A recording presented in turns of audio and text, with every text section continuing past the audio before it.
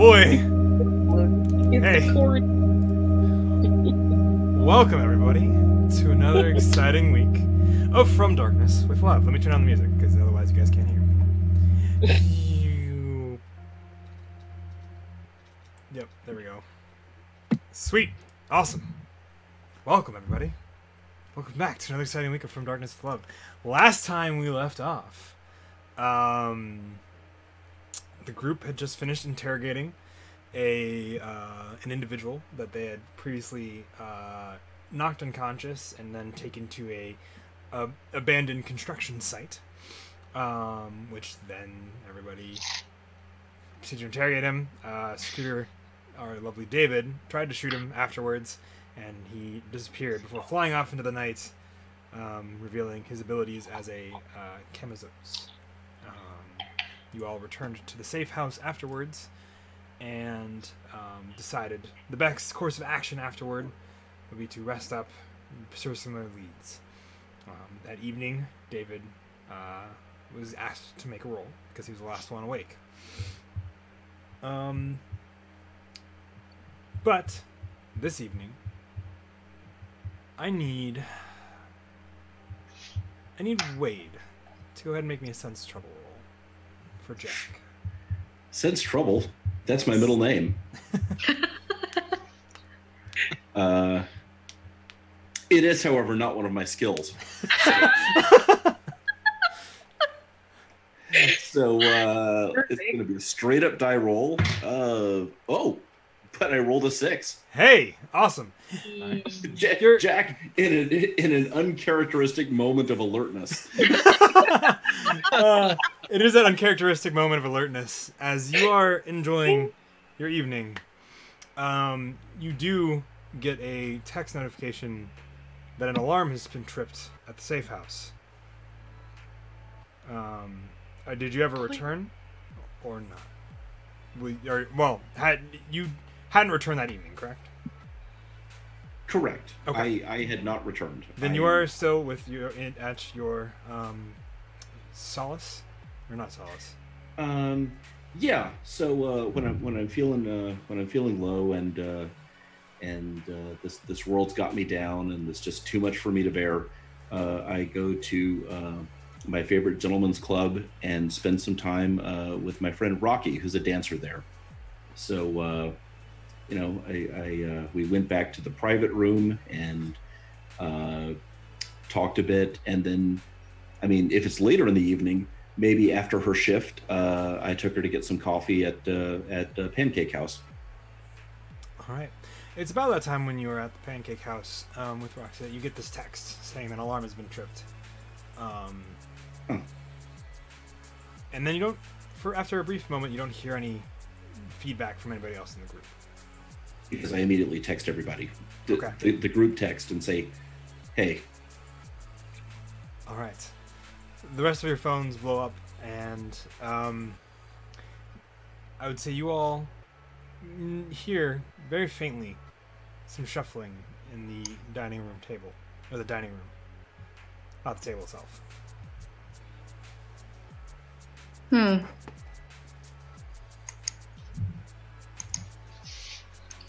Well, I'm in the basement, so these are shut. This is up on my head, above my head. It is above your head.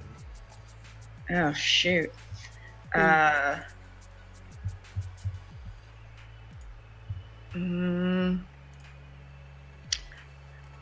going to give Bandit the command to alert. So he's going to start barking.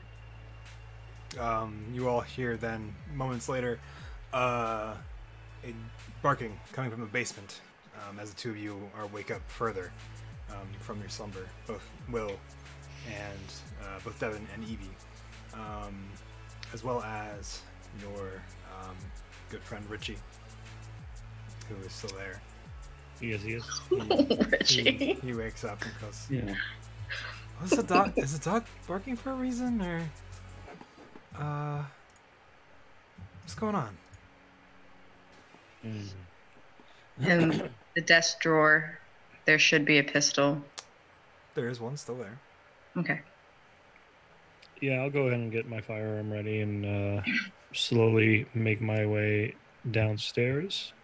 All right. As you head downstairs, there is still a laptop, one of the ones you kind of were using when you're planning the evening prior, still there on the table, open. Looking at it rather inquisitively is a rather large gentleman. Sean, would you mind explaining and filling in the rest of the group what you look like? Sure. So I stand about 6'4"-ish. I got some great muscles going on. They're huge. But I am wearing a button down. My sleeves are rolled up. I got this nice vest on with some suspenders over it. I'm wearing a bowler cap, and I even have a monocle in my left eye. And I'm wearing some nice pinstripe slacks and some wingtips. Am I allowed to speak to them? You can. Well, so first off, before anything else happens, I'm walking down these stairs, and this I see this dude in a bowler cap at one of our laptops, and he isn't touching it. He's just looking at it. Still, it's stranger in the house. I'm going to ask him to slowly raise his hands. So, slowly raise your hands from the table. Good day, mate. I just wasn't looking at Lappy, but you know. Who are you? Oh, well, I guess I didn't introduce myself. I'm sorry. They like to call me Jack. Jack Halsey, to be exact. But in some cases, they refer to me as Red. Oh, sorry, I had to put my hands back up. I appreciate that, Jack. Keep your hands where I can see them. Do you have any identification? Oh, I'm sorry, mate. It's kind of tough. From, Australia. Down under. That's right. I could get that by the accent, sir. So I sort of call up to Evie. Evie, we have a visitor. And I still have my gun trained on. A pile of clothes. And then you just see a head pop out of the pile of clothes and go, what? And she I go down and I just put my hand where my knives are and I'm like, what? What happened? You're touching my stuff. I'll ask Jack. Jack, do you have any weapons on you? Please. It's Red. You call me Red. I don't care. I'm fine with Red. I like Red. No, I don't have anything but shovel. And then or a spade, at least where they call it where I'm from. And I actually came down with my shovel on my back. And I just sort of. Oh, we brothers, mate. I calm myself a little bit, and I just sort of approach Jack cautiously, and say. I'm glad one of us is doing it cautiously. I hope you don't like personal space. Right. So I approach him. The name's Devin. Sorry for all of that. We're kind of on edge right now, but how did you get into our apartment? Oh, so I'm looking for someone. Who's that? Oh, his name, Alan. No, I killed him last week. Joe. No, he died in the fire. I'm looking for someone by the name of Richie.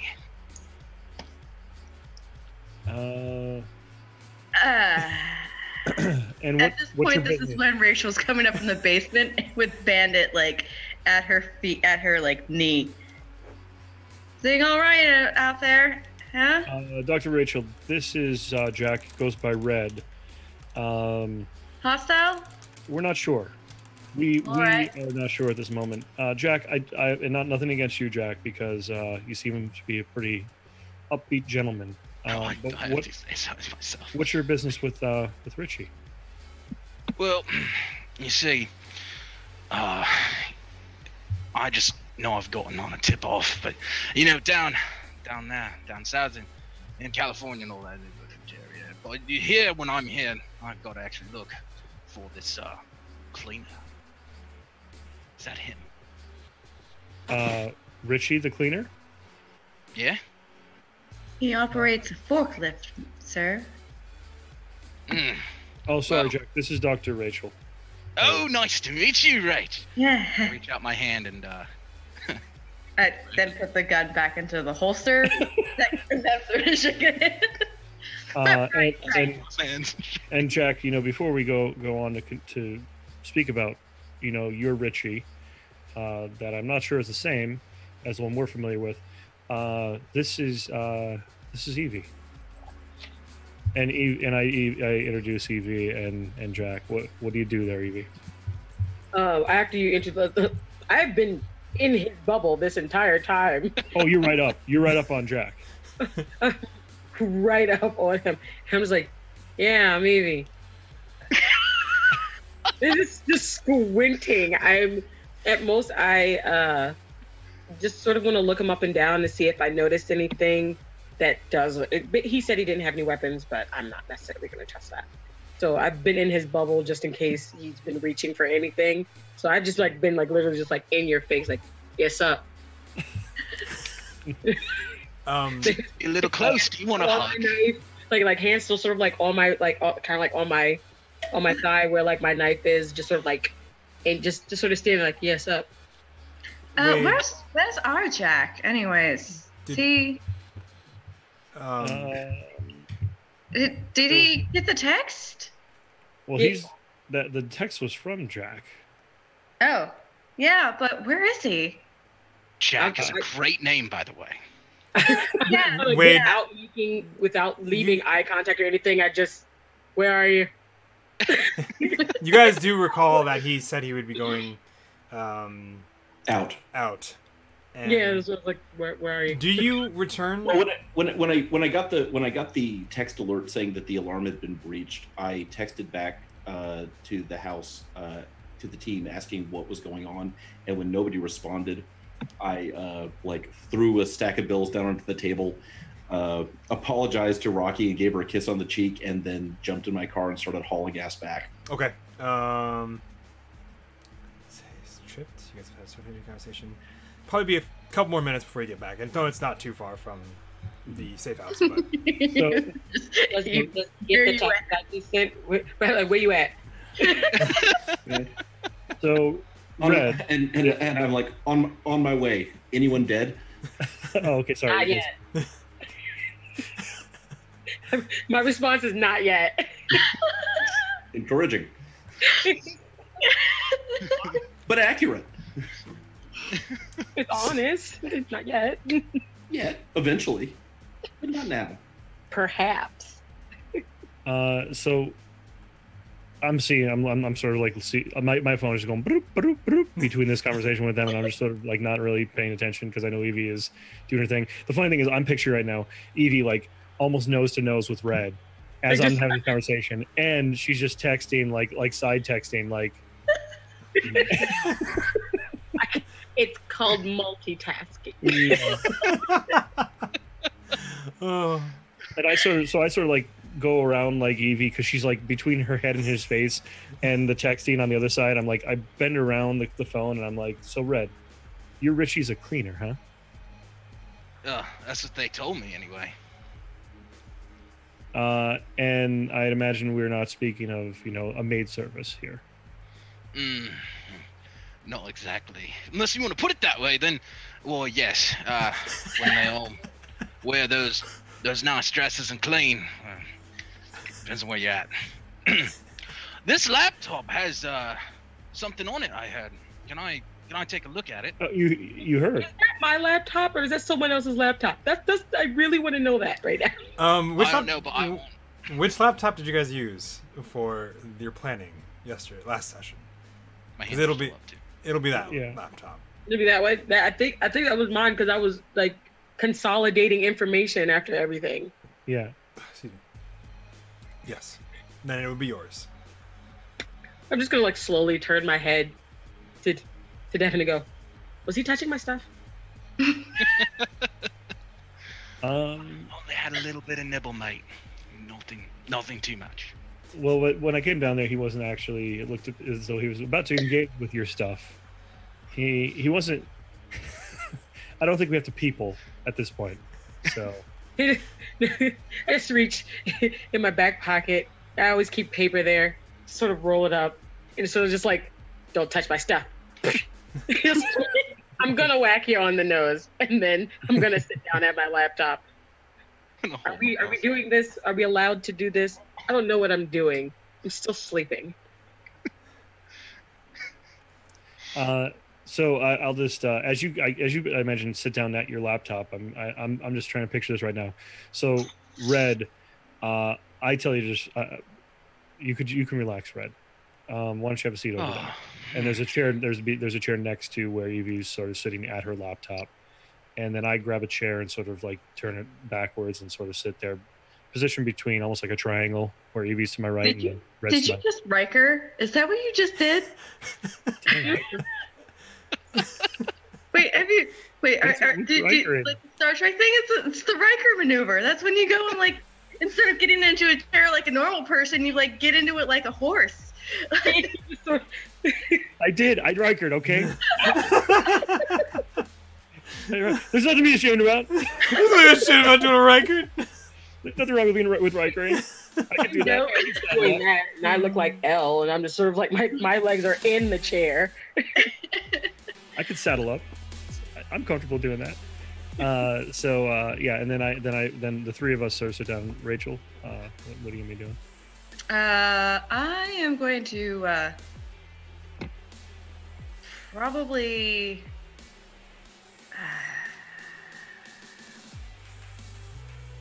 I'll give the command to Bandit to go upstairs and stand guard.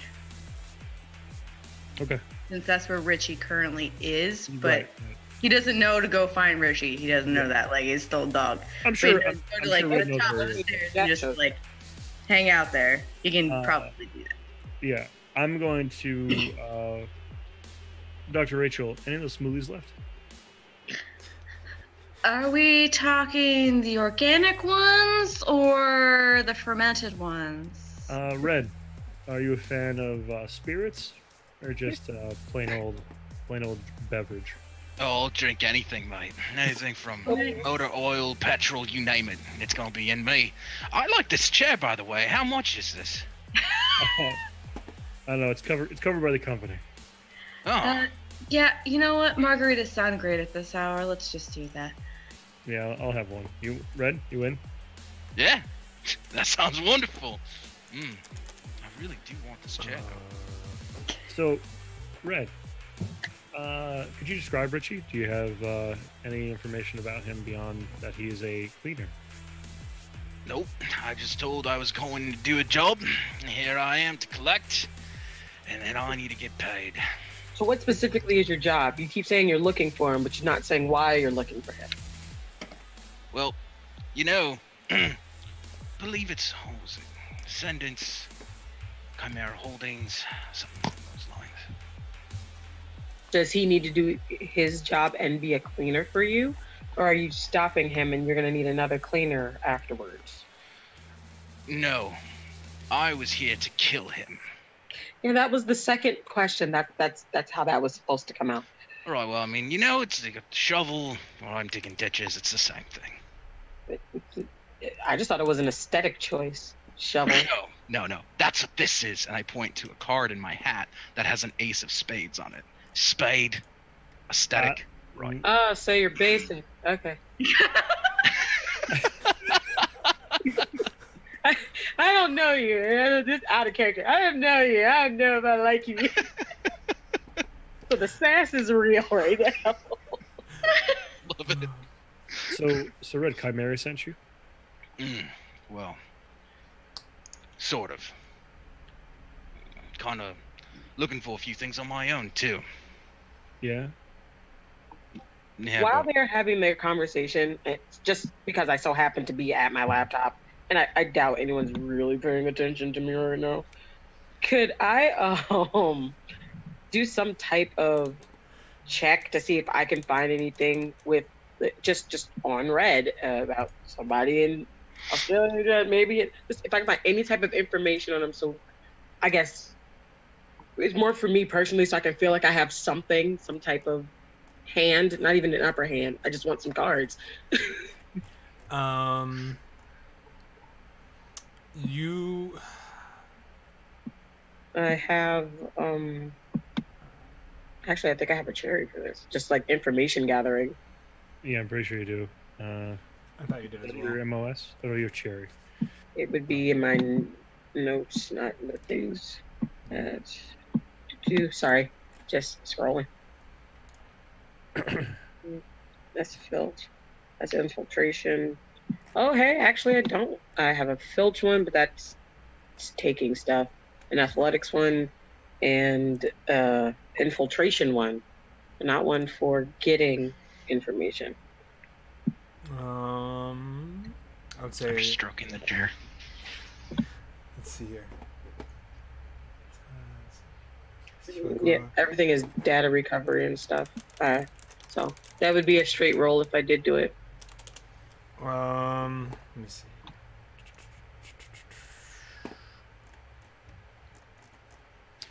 As this is sort of going on, Devin is actually now looking at his shovel and realizing that it was sharpened overnight. Yes, And as you take a closer look at your shovel, you realize that the edges are now a nice, fine razor edge along. Right. Ooh. And Devin's just sort of looking at it, like flicking in like the edge, like ding, ding. And he's almost like he's confused, like what happened? How did this happen? How did this get here?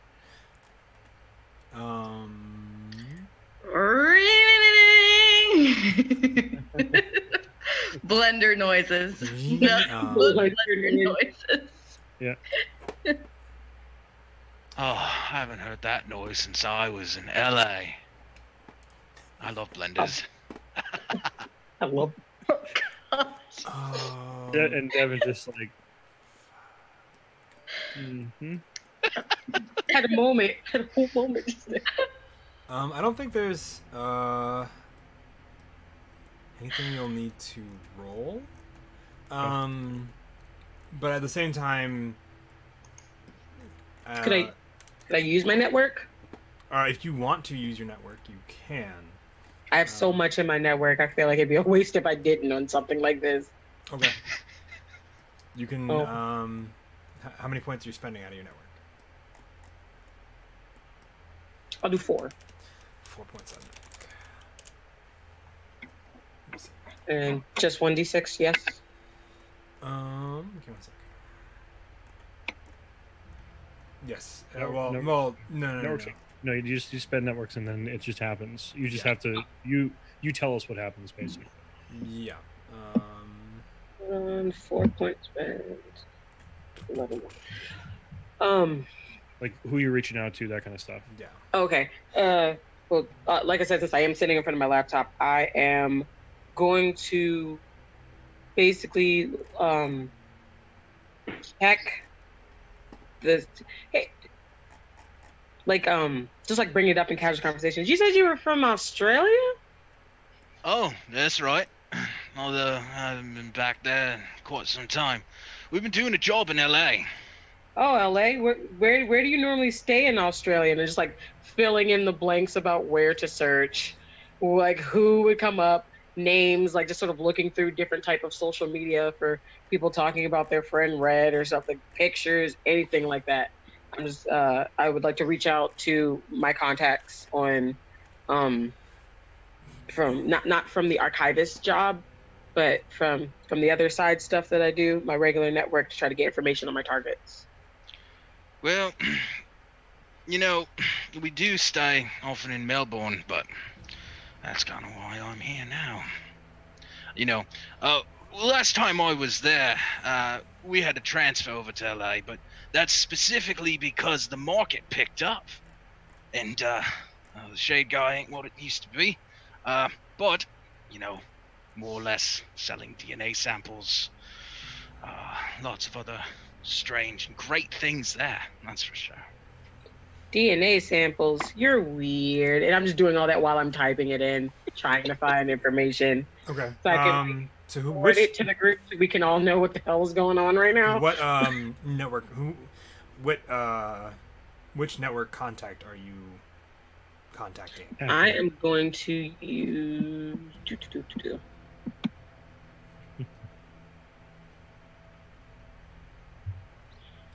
I'm gonna thank everybody out there in chat for joining us tonight. Thank you guys. Appreciate I'd it. say chat's been super active. And when we're in roleplay, we don't get to interact with you guys as much. But right now, things are happening. Like system stuff is happening. So thank you guys for joining us. Appreciate it. I'm going to use Carolyn. Carolyn, all right. Yes. 4 points.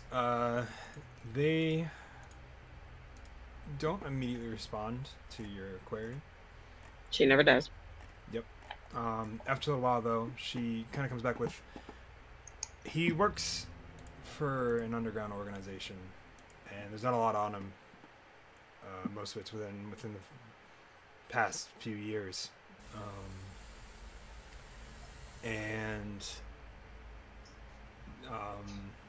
There's some weird conflicting evidence, but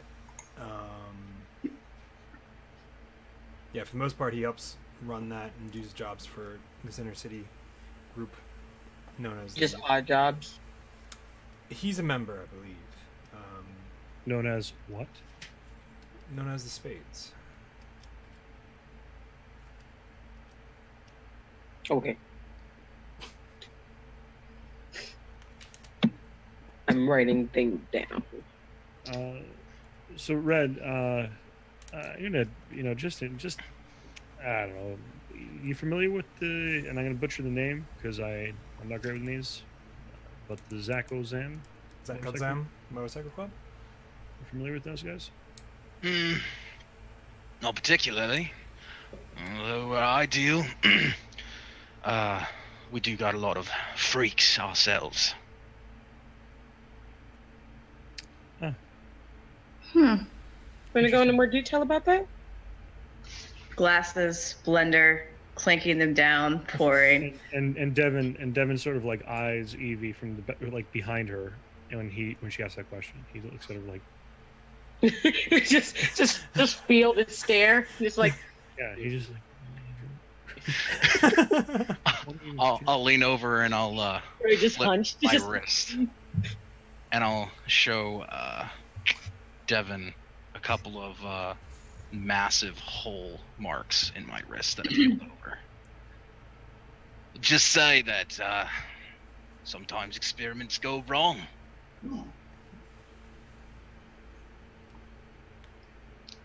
Does this trigger anything from my past? Let me see.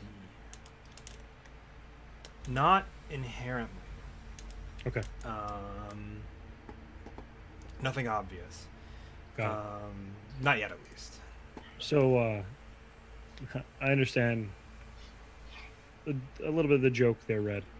Do you want to expound upon the experiment aspect of what you just mentioned? Oh, well, that's fascinating. Did you manage to actually sever an artery with that or not? That probably would have actually had you completely bleed out. I don't Just feel interjects.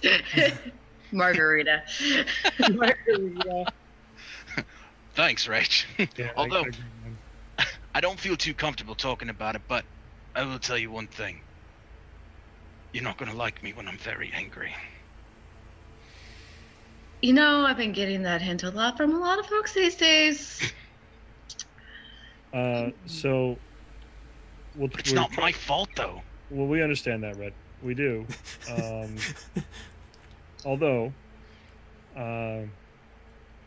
if your primary job was to come here to eliminate Richie, you have to sympathize and understand that we're not on board with that. Oh, Devin, let me tell you a secret, mate. This Richie, he did something to my people. And my people, when they find out if Richie's still alive, they're going to be coming for both you and me. Are we talking about the same Richie? Like, he's like 19. Yeah, Red. Our Richie's a kid. He's a kid. 19. Pretty sure. That's a baby. Almost 20. Richie, you stay up there with the dog. Stay upstairs. Then why would they send me here looking for someone named Reggie? Reggie? Are you saying Richie or Reggie? It's Richie.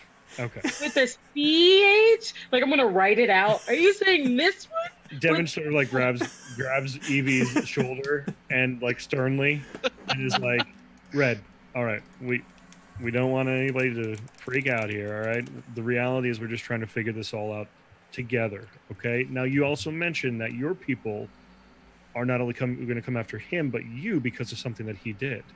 What happened? Well, let's just say that this is the last job that I can't need until I can get out myself. Can't be normal, if you say. Okay. You know, get a couple chockies and breakies and all those delicious treats. Of course. My own personal weakness. Of course, Red. How do I help you, Red? How could we help you? Well, if you could help me, I am looking to get out, to clear my name, most of all, to get all of my family, my friends, back to normal. I'm tired of being this beast.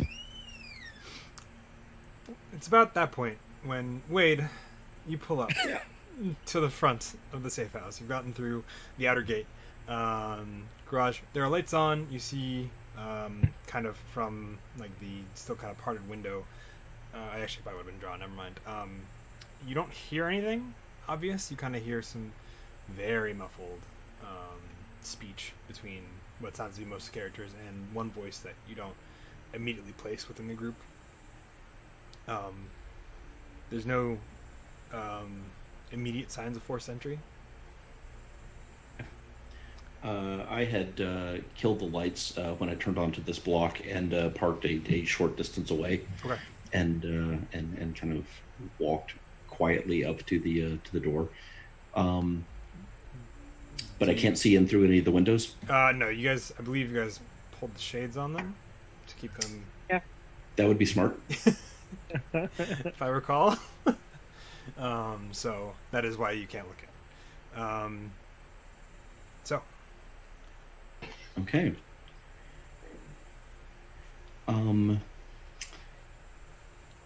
I am going to. So this conversation is happening kind of in like the front living room, but there is a back entrance. I remember the dining room. Yes, there is a back entrance. Like where the nook is, we all sit at to do smoothies and stuff. Okay. I am going to slip in the back. Okay. You're able to do so. Through the house. Yep. And it's not a far walk, so you pretty quickly you come upon the scene with everybody sitting around the table, with the addition of one individual that you don't immediately recognize. Guns are present, but not currently drawn. Is something you need to notice. Also, catch your eye for a brief moment while you're looking over everything. Pretty sure Devon's spade just got sharpened at some point from when you last saw it. Yes, his shovel. Yeah. His shovel was sharpened. It was. That's weird. It's glistening a little more. Yeah. You see like the edges where like it ching, ching. has been honed to a sharp edge. But okay, I sort of casually walk in on the alert and I say, so looks like nobody's still dead yet. For now. Devin, hey Jack. Hey, I have a couple of questions. Who's this guy, and where's our weird friend? So I stop for a moment. Jack, this is Red. Red is from Down Under. He's joined us for a conversation this evening. Uninvited, but he's been cordial up to now. Still at this point. And our weird friend, meaning Richie. David. And at that point, David sort of realizes that David is not in the room. He's not. And Devin actually, you can see him sort of like scratch his chest a little bit, almost like a comforting thing, because the realization is a little shocking to him, because David was sort of, in a way, a protector here, and he just sort of starts looking around. Dave's not here? Have you guys seen David? He wasn't at the strip club with me. It wouldn't really seem like his kind of scene. I mean, not that I'm one that to like judge or anything, but it just really just doesn't seem like his kind of thing. Oh no, he would be a total buzzkill. Let's be honest, he would probably convince somebody to go back and get their doctorate. I get up from my chair and kneel next to Red's chair, on his right shoulder, and I look him straight in the face or straight in the eyes and say, "Did you do something with David?" Oh, no, mate. I ain't no one I know of David. Did you see anyone else here when you arrived? Nope. Just that precious Lappy over there. Like to have a go at it sometime. Moves laptop over. So away from you, just So there's a corner David's always in, like with his bag and stuff like that. Can I check it, like to see if he's left a note or something? His bag's still there.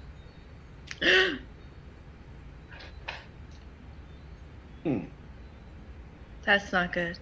No, I don't like that. I don't like that at all. I'm gonna Was go. the door just open for you to come in here? Was that a thing? Or Like I said, I sometimes get angry, and I kind of broke my way in. He couldn't have been here when you were here, or else you wouldn't be here. yeah, you would probably be a spider on the wall. That's probably true. So, I'm still bothered by David. And we have cameras. We have cameras in here. I'm gonna look at the cameras. Okay. Sure. You look at the footage from. You just start skimming through all the footage Like from the last. last. So just- that's curious. So it's a super strength idea, or do you just work out a lot, or is it like an adrenaline spike? Would you say? I kind of flex and I squeeze my arms. Yeah, not half bad. Although sometimes I get a little flurry. The As you, gears are going through Rachel's head, like right? And I'm just like, I'm still doing the thing, but I'm like, turns over to Evie. It just Noise does in the one of these. Like, don't even. Evie, as you go skimming through the files, you see David do mostly pacing. Sometimes he'll spin his ring. You do see him at one point during about like 10:30, 10:45, after like a little while after Devin went to sleep. He picks up the shovel and very methodically begins sharpening it. Sets it back after it's complete, and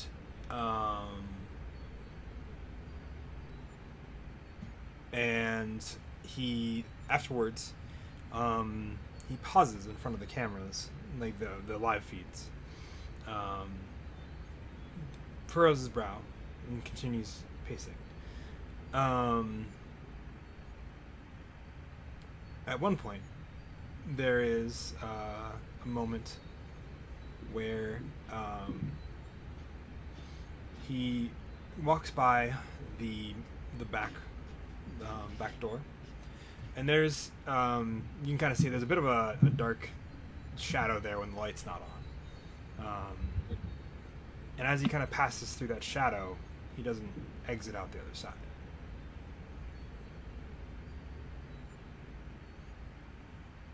Oh, did I lose everybody? Oh no, I lost everybody. Great googly moogly. We see you while you're Yeah. There you go. Okay, you cut out. little hiccup. Let's say, great googly moogly. It's all gone to shit. No. But so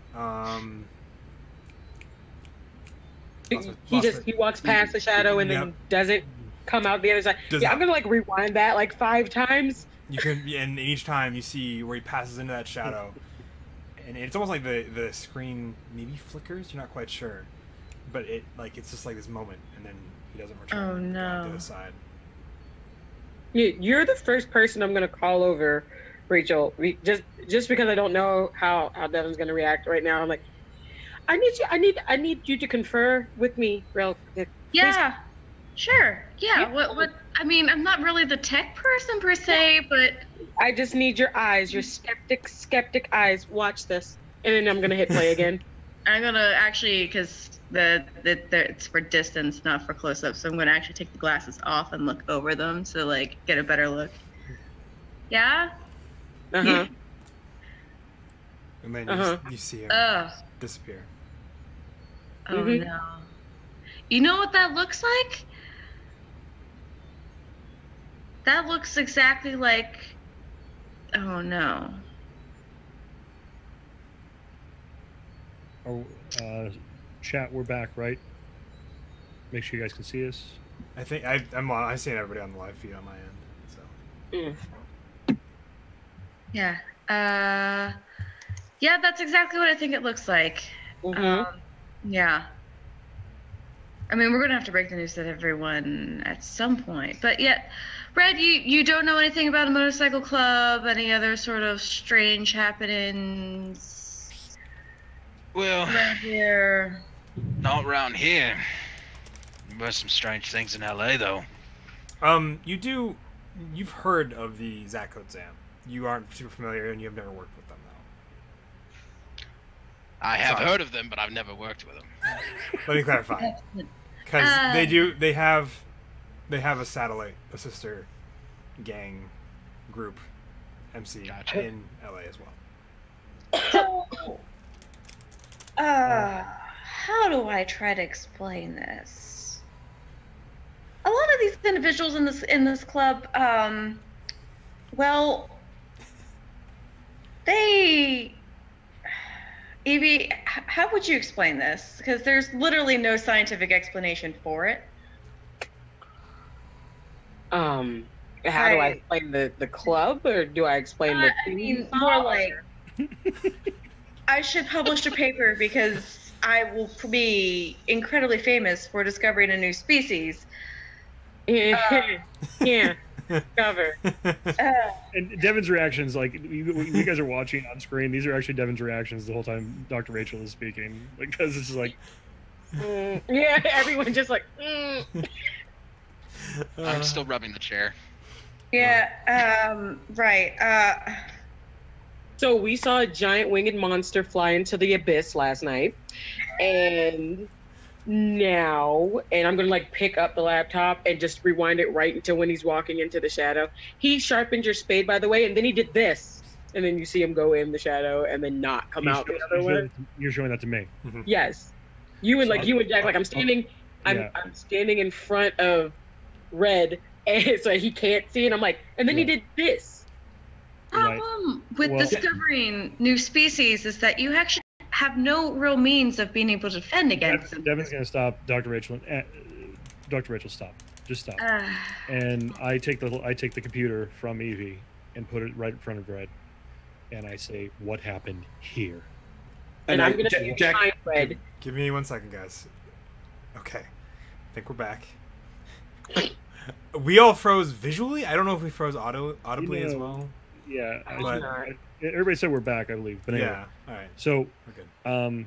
So I'm grabbing the laptop, slamming down in front of Red, not slamming, you know what I mean, putting it down in front of Red and saying, "What happened? What happened here?" And I point to when he doesn't come out of the shadow. What were you gonna say, Jack? I'll tell you what happened to him. He went to the Black Lodge. I've seen Twin Peaks. That's what happens. People walk in the shadow and they disappear. I'm telling you. And that's for everybody's clarification. That's Jack in character. That is He's in the effing Black Lodge, people. It's just a paper ball is just gonna come flying at you. I'll lean I don't want to deal with the midget. I clearly missed something. It's amazing. Devin just sort of like is ignoring Jack because he never watched Twin Peaks, so he's just like, okay. Dr. Rachel now is dying because she's seen every episode 20 times. So I'll lean in and I'll kind of squint at the screen, Oh, and then I'll smile, and I'll lean back and I'll go, you know, that's normal where I'm from. oh, this is an Australian thing. He has some weird Australian. No. Down under? Where the fuck is my friend? It ain't from down under. There's some scary stuff there, but this is LA. An LA thing. So, where is he? Go and find out. Hopefully he's not eating. Eaten? By what? By what would eat him? And Devin, at this point, stops sort of the conversation and says, I remember stories from when I was in Brazil. But I think, Red, you might have to read these guys into the reality of what's happening here.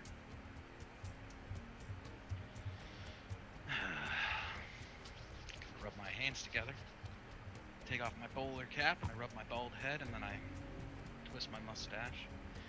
I put my hat back on. Go, look, this is gonna be really heavy, okay? We're all people here. Well, and I look down at my arm. Mostly people. Whatever that thing was, mate. Something that I've seen many times.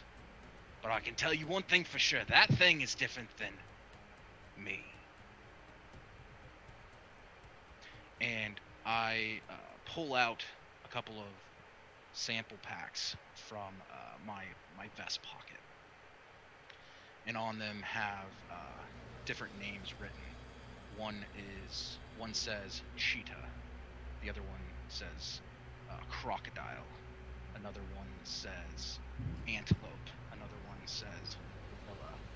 And marked out in gorilla next to it says red. This is what I'm talking about. And I put it down right next to the laptop. DNA samples is what I sell. And Richie, if he's Crab. Right? that's not maybe who I'm looking for, but So at that point, I actually do yelp to Richie. Richie, why don't you come down here? Yeah, all right. Kind of goes. And I sort of you get hear up and Bandit sort of- kind of growl as he tries to walk past. Hey, I'm good. I'm just trying to walk past. He just continues downstairs. What's up? Richie, and I'm sort of at the bottom of the staircase with Richie now. Richie, this is Red. Hi, Red. I'm Richie. Obviously. Hey. it's so small. Yeah? Oh. Yeah. That's not him. Pull out my phone. I start sending a message and I hit send. So, Red, I'm sorry. I had stated before we really started talking that after you took the laptop and showed him, I stood behind him. Did I see? Could I have seen what he just sent? I suppose, depending on, let's see here. Hold on. Dotus, I'd imagine. Yeah. I mean, notice would be a thing. How were you trying to hide it, Red Jack? Red? No. No. Not at all. Okay, then you were definitely able to notice it. Yeah, and if anything, you weren't even really caring about the fact that I was like standing behind you or anything. But you say notice? Well, you don't need to roll it. You just having it will be enough. Okay. You also don't need to roll for investigate. Anyway, what did you send, Red? I sent a message to a gentleman by the name of Radley, and it essentially said, "We got the wrong guy." And then immediately he'll be like, "Noted." Anything else?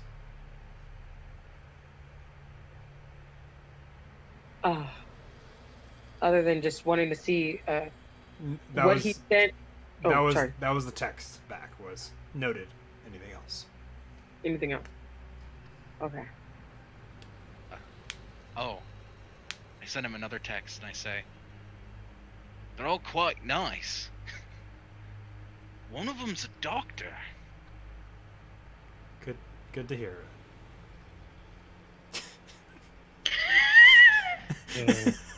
And that's the end of that conversation. That's it. Yeah, that conversation is just like.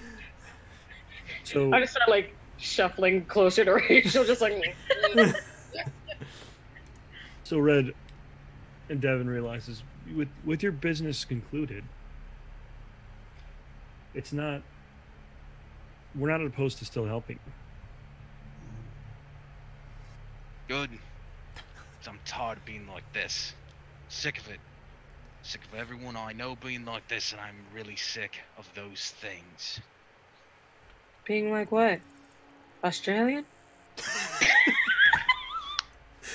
I pick up the DNA pack, and I point to the gorilla symbol. See that? Rachel wants to run so many tests on all of this. It's so fascinating. I'd imagine at this point, like Evie and Dr. Rachel are kind of like swarming Red and sort of like barraging him with questions about This everything involved with it. After he's like, "This is what I mean," I'm just gonna take and go, "Okay, but like, do I eat it? How does this work?" No.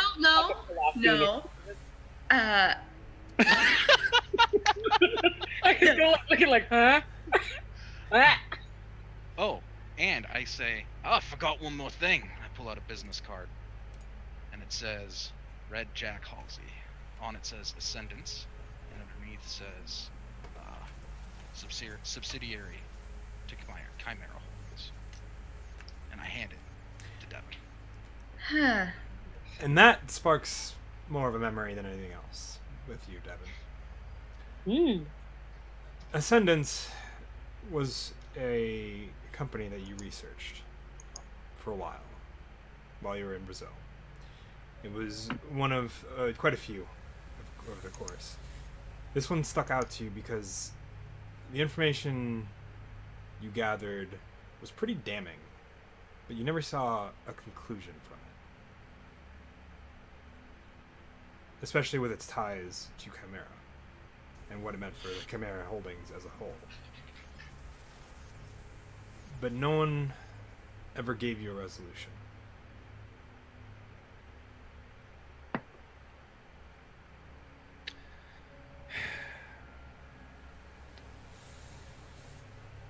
So Jack, Red, did you spend any time in Brazil? Can't say that I have. Heart's beautiful down there, though. Lots of drugs. Very true. Very true. Just wondering, part of your work with Ascendants,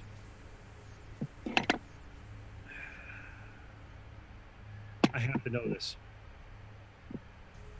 Was there a lot of kidnappings involved? Oh, yeah, lots actually, but kind of depended on which kidnapping was. Some of us thought we were going in for a job interview. You know, being that regular labor. Some of us were just taken off the streets. So, and now like Devin starts piecing that together. I can tell you, it wasn't just me though that got taken for that job. It's everyone in the Spades, mate. They tricked us. And Devin, actually, you sort of see the anger in him leave a little bit, and mainly because the realization that a lot of the cases that he was researching in Brazil and he knew he was tied to, he's starting to realize that maybe they're still alive, the people that were disappearing. So Jack, Red, when they took you, did everyone survive these experiments? Well, the ones that survived, they were no longer what they once were, that's for sure. Some of them, they kept the memory like me, Lord of Spades. Some, well, they unfortunately passed on, and some turned into very, very vile creatures. Fascinating. And Devin is at this point, honestly, Devin is processing this, and he doesn't even know what to say, so he sort of falls silent in reflection and thinking about all of this. This is completely ethically corrupt, but fascinating nonetheless. I sort of shoot a glance at Rachel. Sorry. People are allowed to have priorities, no matter how messed up they are. Well, I mean... So... Would you call yourself, like, a hybrid, then? Well, that's what they call us, but I still like to think of myself as a spade. Huh. I pat my shovel. Right, yeah, no, that's fair. Huh. Learn something new every day, I guess. And something sort of clicks for Devin, and he sort of breaks out of this little trance he had. Red, you said that the Spades are separate from the other things that are happening with the Chimera situation, and namely the beast that we encountered. You said they weren't the same. No, that's true. Are they not through experimentation? Is it a different? Are they different? How are they created?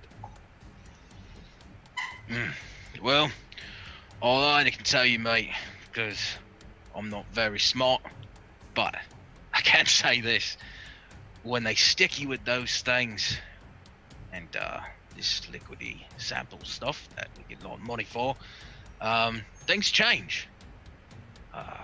Sometimes they change too much. So is that your way of saying that you're one of the lucky ones? Depends on how you define luck. You're not dead. That might have been the luck. Well, I can tell you this. There's some days where I wish I was.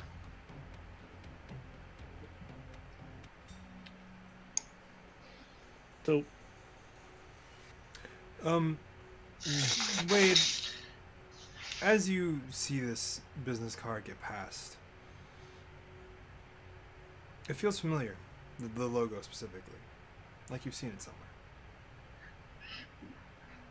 and I sort of show everybody the logo. Is it the same as the weird symbol that we saw? What does it look like? It's not similar, it's different. What is the symbol of Semblance? It is essentially, it has kind of just like this really corporate logo of like an A, and it has a huge circle that kind of goes around it. Almost kind of like the Avengers. But, I was like the Avengers, but not as But yeah, happen. Is it just the Avengers logo? Pretty much. I'm gonna say it. This is just the Avengers look. But it feels familiar to you, Jack. What, me? Yes. To Jack? Yes. Because it's the Avengers logo? No. And you struggle with it, and you aren't able to piece. You can't find the memory that you find it familiar from.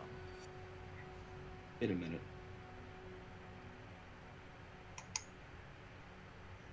Can I guess what the memory was? You can certainly try. Does this... It's because I feel like I know this, but does it have something to do with that night? The night that I can't remember? It does. And it kind of comes to you this clear picture of that symbol. Instead of being white on a black business card, it is etched into a crate. And you can see the rain droplets still kind of beating off of it and falling down. But that's all you remember. That's all you can remember at the moment. Okay. The rest of you see Jack just like go gray, just like somebody walked over his grave. Says, I've seen this before. I've seen this, and it's not good. It's really not good.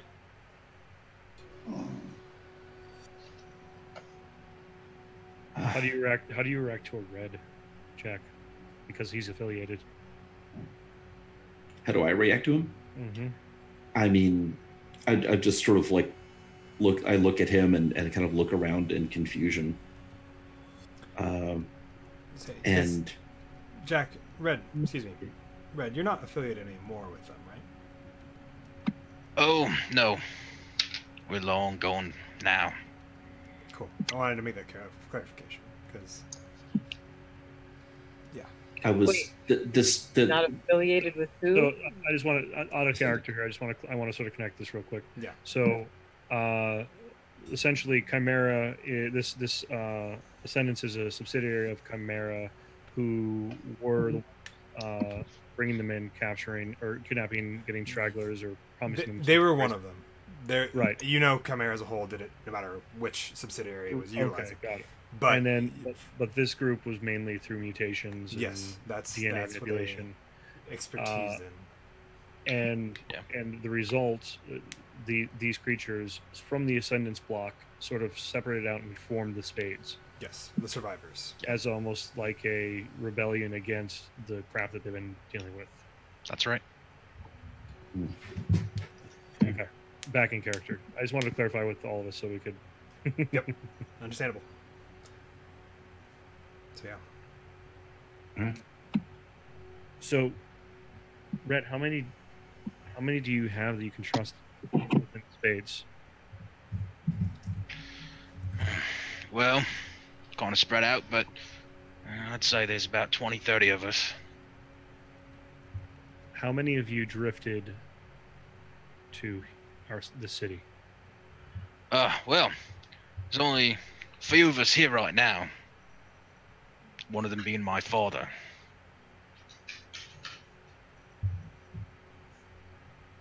In the biological sense of being your father, or your semi-adoptive father through the organization? My actual dad.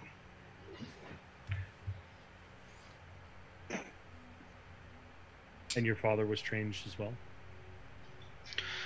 Yeah, he was. He's the leader of our group. Trying to walk in my father's footsteps, so to speak. Rachel's going to kind of try to nab Evie's notebook real quick and is actually going to start jotting her own notes down at this point. You grab it out my back pocket. I'm just like, my butt. I'm trying to.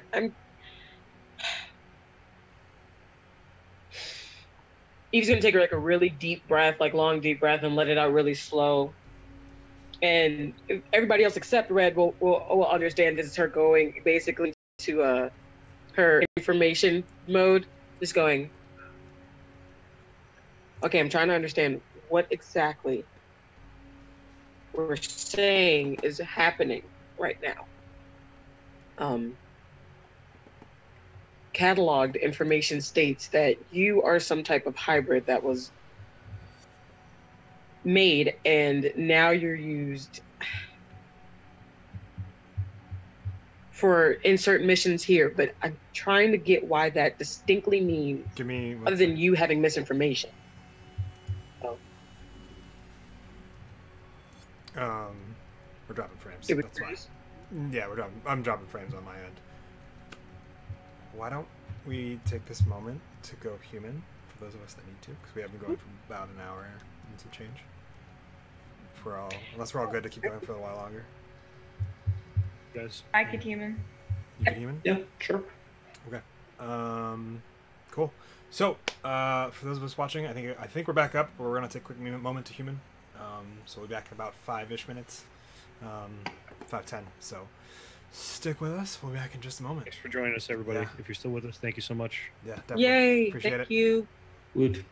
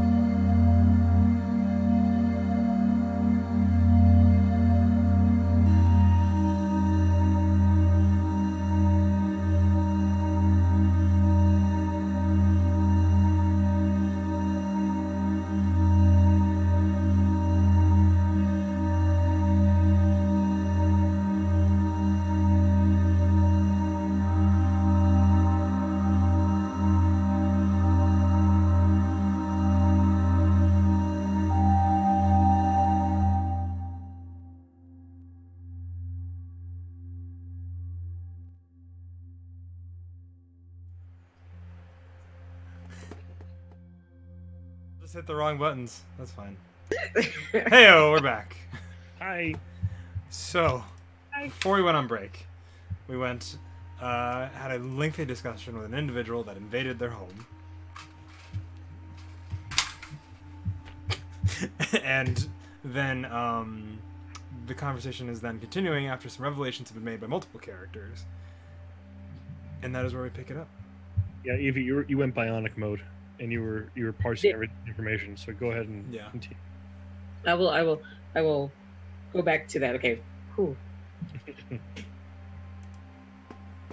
Okay, so all of the information that we have composed is that you are some type of weird hybrid creature that was created to do insert missions here. And though you were given the misinformation that our Richie might be yours, but it wasn't, now we're doing what? Are we helping you? Am I hitting you with more things? Why do you need to go through my laptop? There's too many missing answers and I can't function, so we need to fix it. Out of the gate. Stop caring. Did you say that to me? Yes, all of that was in character to you. Margarita. Add the fun straw for you. just like angry.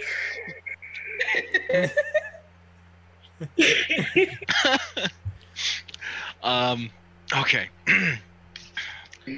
I need to look at your lappy because I'm trying to find that way out. Whatever that thing was that may have taken your friend could mean we're all in danger.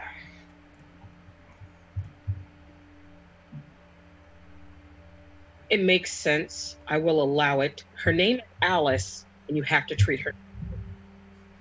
Oh, I treat ladies especially careful. Everything you find will be made as a copy. It will be put in a database, and I will have it. Agreed? I agree. I'm gonna look over at Devin. I'm good with it. What'd you say, Evie? Sorry. I said permissions. I agree, 100%.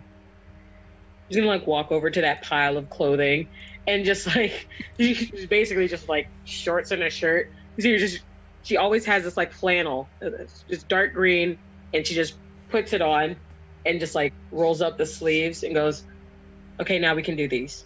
And then sits down and just sort of like sits and waits. Whenever you're ready, we can begin. I just need answers. All right. I need to know. So are you punching keys in or am I punching keys in? Whichever is more comfortable.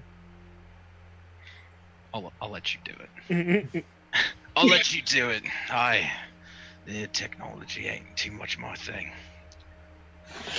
I need to know, 1, where Richie is. 2, I need to know if Ascendance is here. If what? If Ascendance is here in Prospect City. Okay. I need all the information you already. Mm-hmm. Our Richie, did I ever get samples from him from the crime scene? What kind of samples are you looking for? DNA. Of what sort? Doesn't matter. DNA is DNA, man. DNA is DNA. What kind of DNA did you take? Blood, hair, whatever. Hair. Like rip some hair off, poke him with some needles. Do it. I mean, he's been drinking from our water glasses. It's not like I can't just like grab the cup and just like swab. No, you do not find any blood samples of him at the crime scene. Right. We haven't taken any from him. You haven't taken any from him ever. Dr. Rachel, do you want? Are you? I guess you're speaking out loud about this, or is this within Rachel's head right now? This is in Rachel's head. It's like you're like, okay. Have I? Huh. You know,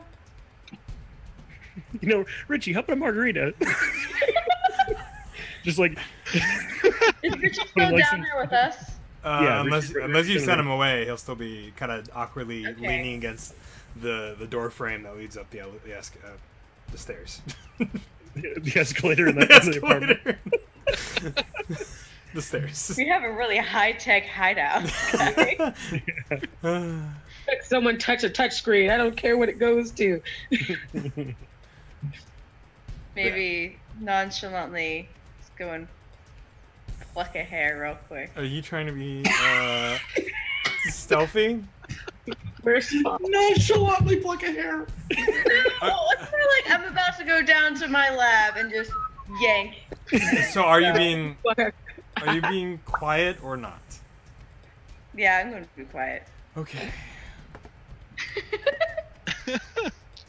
Now I have a hunch, and now I'm going to go and see this out. What's the? I will roll the hell out of whatever you need me to do. I believe is Filch? Yeah, Filch I think would be the one that makes sense. Well, this is a straight roll, guys. We'll see how this works. Rip. Yeah, Filch is the one Oh. I'm looking for. Okay, it's a 5. All right. You go to pluck some of his hair, and he just kind of leans out of the way,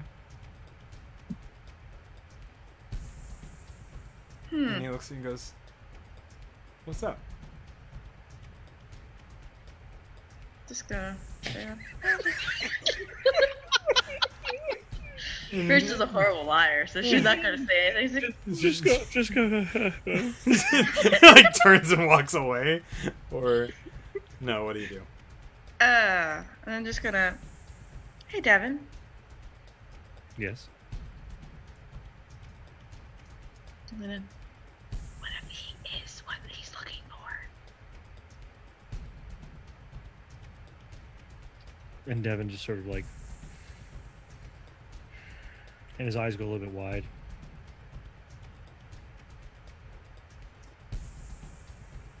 Hey, Rich, how you feeling? Doing all right. You Yeah. know, just kind of. I mean, I'm a little hungry, but Okay, cool. You want to follow me in the kitchen for a second? yeah, sure. Cool. So subtle. So Rich and I sort of walk over in the kitchen. hmm What are you hungry for, Rich? What do you have? Let me, and I pop open the fridge, you know. A lot of alcohol. Yeah, I mean, Alcohol pretty and much alcohol. tacos. There's some leftover tacos, but it looks like we do have some lunch meat, some cheese. What do you like? You turkey kind of kid? I mean, I'll take turkey. I mean, it's food, so I'll take All right, anything. cheese choice. Looks like I have like American provolone here. Looks like we actually did a pretty decent one. Provolone would be my preference, but I mean, Okay, cool. And so I sort of make a sandwich for Richie. Drop on the table. What do you want to drink, Rich? water's fine. Okay, so I get him a glass of water. Take it over. Let him start eating. He's like, is it still in the kitchen? Yeah. He's like, do you want to get back to the others, or? And he No, kind it's of fine. I wanted to sort of know what. picks his stuff up to like get ready to go back to like. No, it's fine. Let's chill in here for a little bit. Okay. He just kind of Yeah. sets it back down. He takes one very nervous bite. Puts it back on the table. And I make myself I make myself a little sandwich too, and I sort of sit next to him and start eating with him. Mhm. So, Rich, I know you don't remember a lot of stuff about what happened. Would you be okay if Dr. Rachel ran some tests? Oh, yeah, I suppose so. I mean, I don't know why not. Yeah, we just want to make sure that you're okay after all of it. We realized that Yeah, it makes. we did like a little physical, and you seemed okay, but we just want to make sure that there wasn't anything else in those chemicals that spilled around the forklift when that happened. The event happened. Yes. Yeah. Yeah. Yeah. I don't see why not. Okay, cool. I just wanted to make sure, we've kind of neglected you a little bit. We've been busy running around trying to figure out what the hell's going on here. Understandable. So I'm not too concerned. Okay, well, that's great. So go ahead and finish up your sandwich there, and go talk to Dr. Rachel and get you checked out. Yeah, sure. Awesome. Great. So we finish eating. Richie follows me back out. Well, while that's going on, what are the rest of you guys doing? I wanted to know what Jack was doing. Not Red, but what's Jack doing?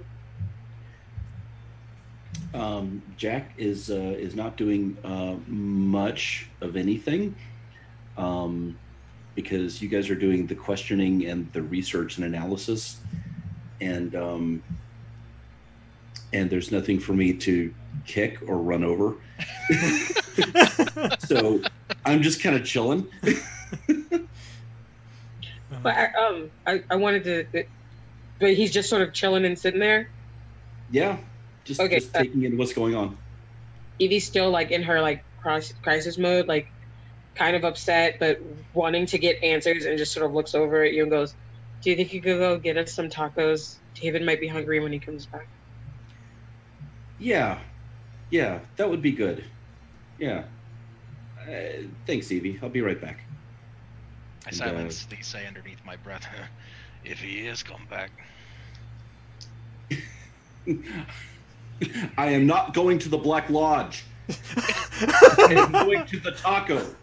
And I'm coming back with tacos. Yeah. Yes. And I storm out.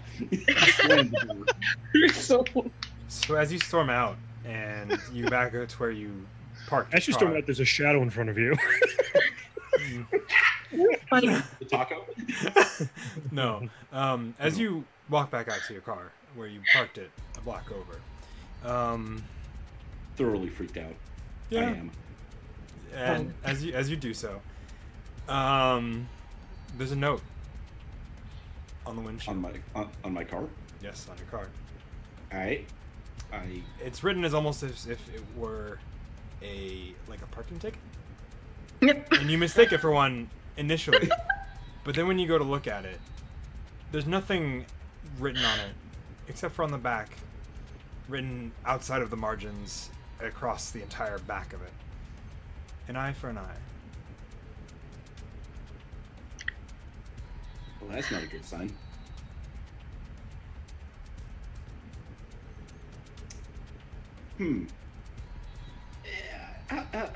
How's my car doing?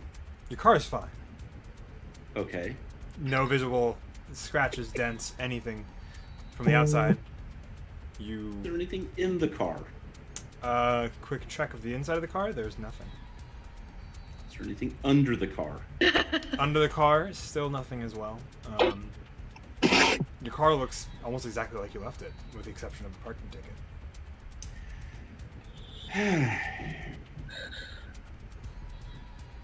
I don't like that.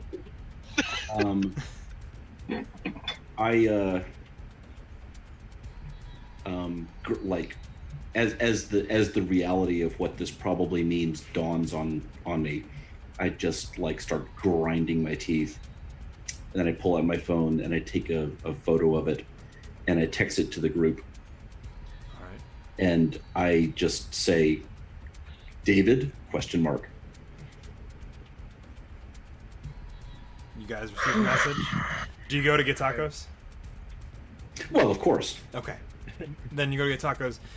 Devin, this is about when you and Richie are coming back into the room after finishing your sandwich, which was a quick one. And you guys all receive a text with the exception of Red, of an image of the back of the parking ticket outside of all the margins, kind of written across the back, an eye for an eye. And So, David, yeah. question mark. So I see the text as I'm walking with Richie back in, and I just respond back, "Contact your biker gang buddy." Mm. Because I believe you did not share that conversation. We heard it as a group. Yeah, that was not shared. We didn't share that in with us. So character. my text back to you is, "Contact your biker gang buddy." Okay. So yeah, while I am driving to the taco, and I assume, depending on how long this conversation goes, as I'm going through the drive-through, placing my order and whatnot. I can't wait for this conversation. By the way, I ring up Eddie. Oh, gee. Do you think Sarah still works there? You see, you ring up Eddie, and it goes to voicemail the first time. As you call him again, he answers. He goes, huh. You got some nerve. Hey, Eddie. How's it going? Good. Good. That's good to hear. It's good that we're all good. Uh-huh. We're all good. Hey, I got a message on my car. It wasn't signed or nothing, but thought maybe it was you guys trying to tip me a hint about things to come, or maybe something that happened. You were a bright one. Are a bright one. Yeah, well. So yes, in a sense, it was a memo of sorts. I mean, So, you're also technically in a parking violation spot, but besides the point. Yeah, that's fair. So, you gonna tell me where he is, or you gonna make me guess? Oh, I think I'll make you guess. It's more fun that way. Yeah. Listen, Eddie, I might have felt a little bad about killing your buddies at the I mean, you killed my buddies, you interrogated my friend, and how do you repay the one phone call that I'm trying to call to maybe save your ass from being reamed by the rest of the people? And what do? You hang up on me. Well, there was some stuff going on, Eddie. Uh-huh. That required my attention. More And important than What? just simply saying, hey, yeah, I'm sorry I fucked up. I jumped to conclusions. You're somebody in your group jumped to conclusions. It wasn't. I was. Yeah, we got your guy, but yeah, you're gonna have to find him your own self. All right. Glad we're all on the same page here. Eddie, there's something that's kind of nagging at me about this whole setup here. I mean, you talked about jumping to conclusions and whatnot, but and I don't mean to be indelicate, but your buddies, you're kind of past that, but yes, they're literally monsters. Yes. I mean, you get that, right? Literal monsters. I mean, they're not the first. They won't be the last. They aren't the worst in all of the actuality. They're not really harming anybody until, somebody provokes them to. Which you all seem to be pretty good at doing. Yeah, well, that's why we're paid the big bucks. To poke the hornet's nest. And see what comes out. You're poking... what's the saying? Is it barking? Is that the one? Because it's about the dog going up the wrong tree? Barking up the wrong tree? Yeah, Is that the one? Yeah, barking up the wrong tree. Yeah. That might be a saying that fits what you guys are up to right now. Huh. So you're saying that the murders and the disappearances and all of that is some other monster and not your monsters? It's a monster that was once ours that we're not sure that it is anymore.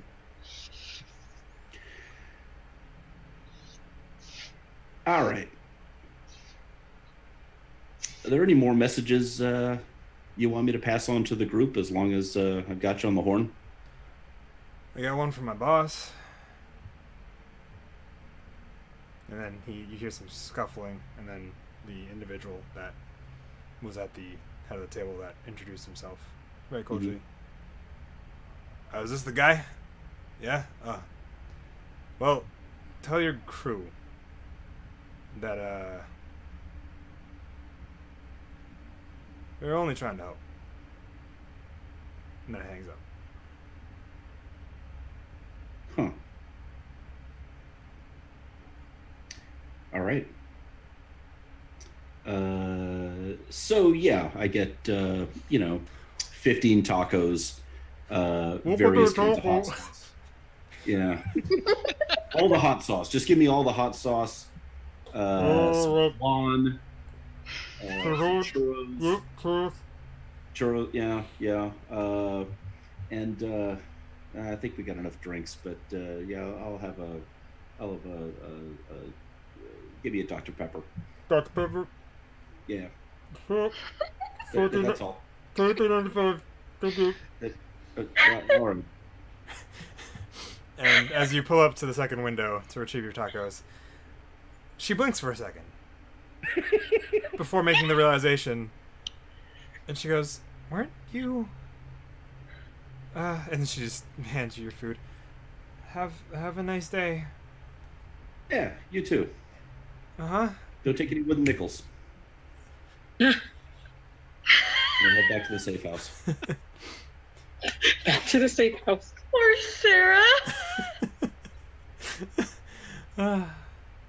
Meanwhile, at the safe house. So enter the room. Mm-hmm. Richie follows. Dr. Rachel. Richie would like to get checked up further from that. Excellent. From Clarification, I'm doing it because you asked. Not, I think I'm fine, but...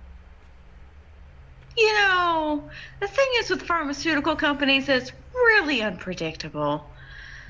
Long-term effects. I mean, who knows how long you've been working there and stuff, how you could have potentially had anything happen to you.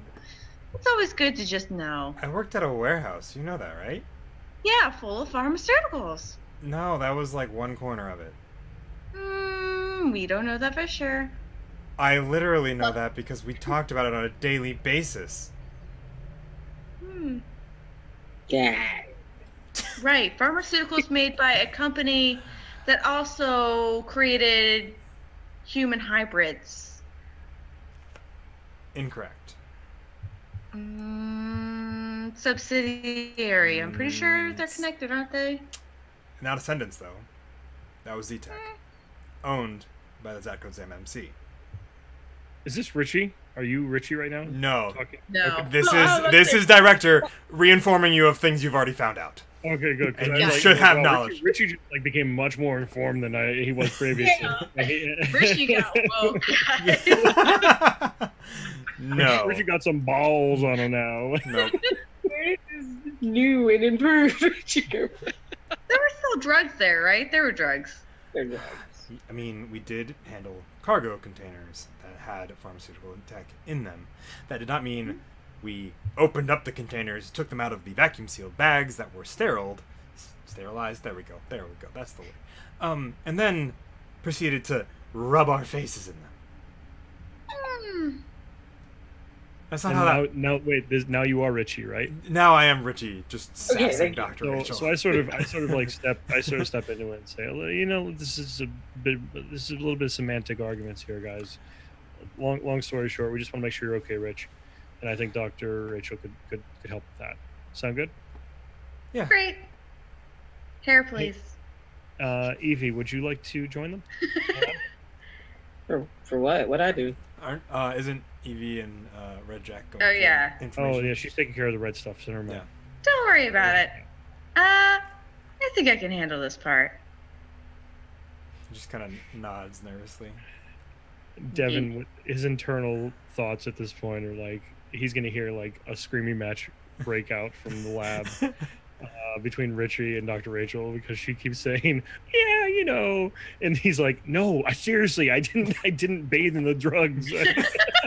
You crazy doctor lady. I didn't take drug baths.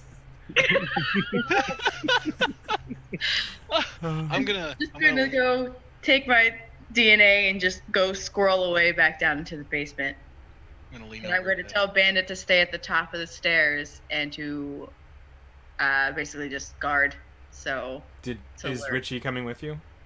No, I got what I need. So grab the hair. So hold on, I sort of pulled Dr. Rachel aside real quick. Didn't I?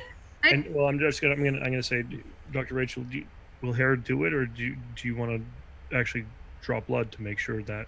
No, we don't need anything that expensive. That's fine. Okay. Wait, Devin sort of stops for a second. He's like, I'm not arguing your expertise, Dr. Rachel, but I'd rather be thorough in this situation than... I mean, if you're insisting on me being thorough, that's fine. I All right, come on, Richie, let's go. Bandit, you too. He goes, oh, okay. He just kind of follows you. Evie, Red, what are you guys up to? What are we up to, Red? Oh, I lean over to Evie and I go, hey, your Richie friend's kind of weird. I know, right? Yeah, I can smell it. What? So what do these keys do? And I start like pressing the laptop with my fingers. For future reference, all the faces aforementioned now made are all in character. Continue. I just start pressing all your keys. Oh, what's this one do? Slap. No, not even slap. You're like typing. You just her hand. My arm is just gonna slide under yours, and then I'm gonna slap upwards. And you go, just don't touch her. Hey, these things are fun, but kind of look pretty, you know. I'm gonna take your face like this. Like this is what you see right now. Just.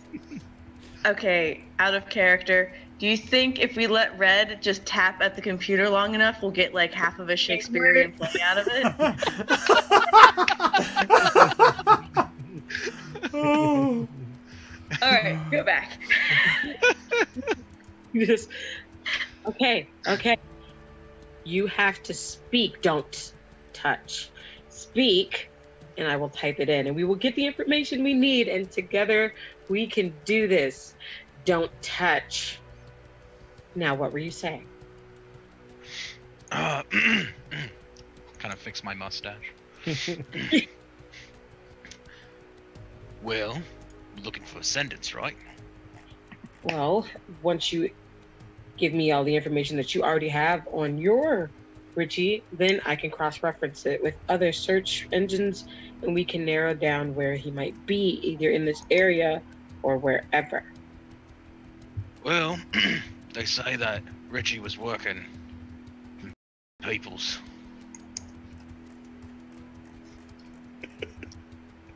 Uh-huh. That's just... Oh no. Everybody froze again. Why? Oh, and I'm losing frames too. Okay.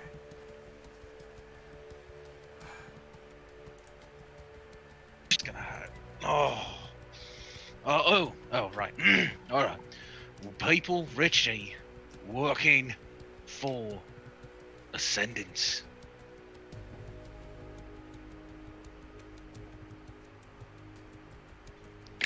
Okay, so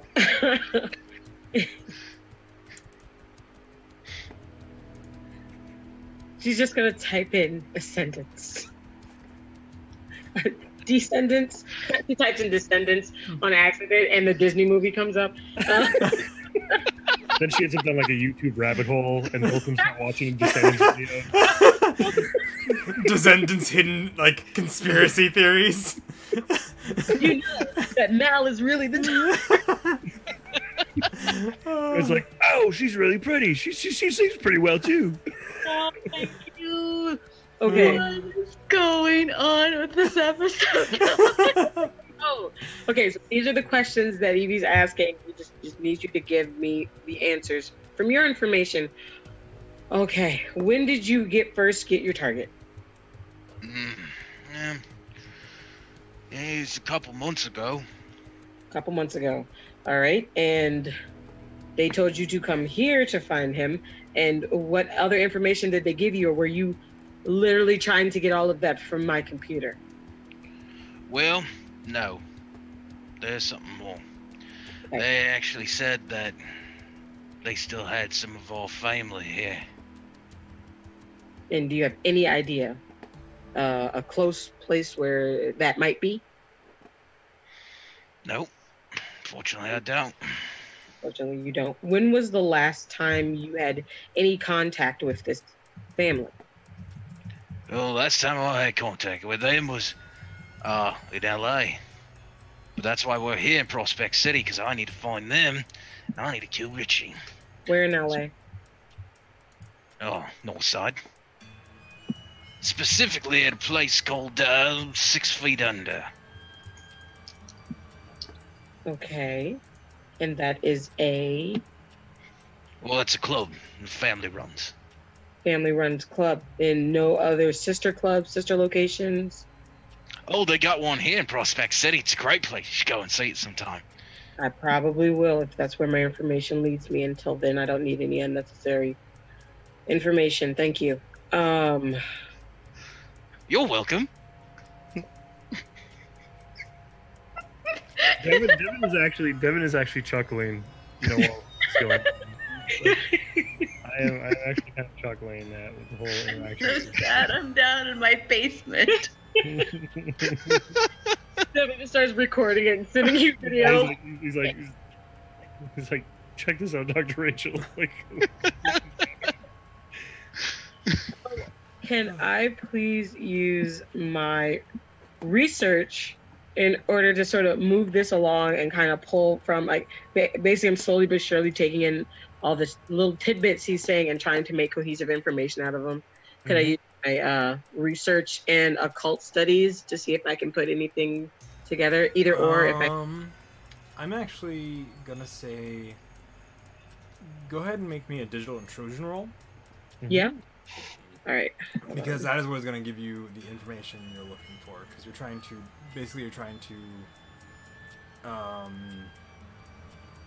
you're going to be hacking into some of Ascendance's backside of things, which is where that trail will kind of lead you. I just want to. Okay, I'm gonna go ahead and use a point for that. Ah, Okay. my dice fell in my couch. Good thing I got extras. So 1, yeah. Yeah. Man, I want tacos. I rolled a 5. Roll a 5? Okay. It doesn't take you too long to get into kind of some of the back-end stuff, and as you go diving through some of their files and connecting, you're looking for specifically Richie and kind of what you have about him, some of his information. It does come up. Some does. But the picture doesn't look anything like him on the few files that have kind of an identification of him. And red, they look very similar to the ones that you were looking at, and the ones that you were given when you were sent here. Conversely, the legal identification paperwork numbers that are on those match up with the ones on, say, Richie's driver's license and stuff like that. On our Richie? Yes.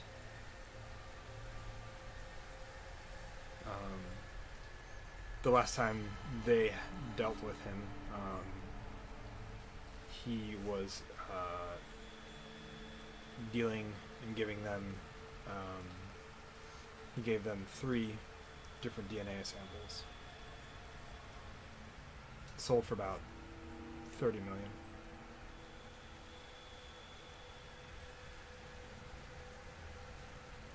So our Richie's coming up in the date. Sorry, this is the only way I can retain information to repeat it back. No, that's fine. It's understandable. Um, The numbers and legal attachment that you identify him as a person in the U.S. government match both your Richie, the one that is currently in your basement, yes. to the Richie that is in the Ascendant's back end. The picture does not match, however. Does not match. For you Okay. guys, it does not match the one sitting in your basement. It does match the one that Red has. Is there DNA records for the Richie that she is searching right now? The Ascendants did not Or at take least any. blood work or anything like that? Not on Ascendants. Further, a little bit of backstory will reveal some medical records that do have it. Blood type, Yeah. not a full DNA sampling, but a blood type, as well as. So all I need is, so we have a blood type on record now, based on Yes. the search that Evie has done. Yes. I'm going to take that information, text it down to Dr. Rachel, and have her confirm blood type with what we have on record for Richie, according to the databases. Okay. I'm just gonna basically say whatever the blood type is, blank, right? does it match what you have going on right now when you're testing? That's an easy one to do. That one can pop up real fast.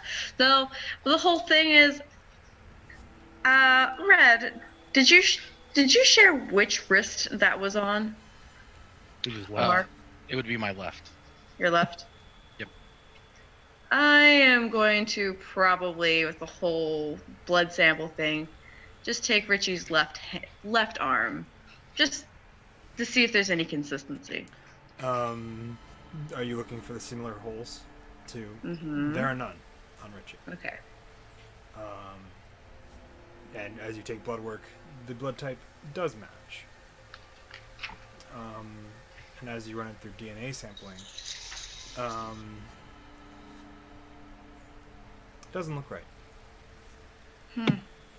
You're not sure why, but something about it seems off. It comes up in databases registered to Richie, but it looks off inherently to you, and you're not sure why. You can't put it away. Devin's sort of struck with this moment while he's upstairs and sort of thinking about the whole situation. And he asks Red, did you ever run across chameleon DNA on that market?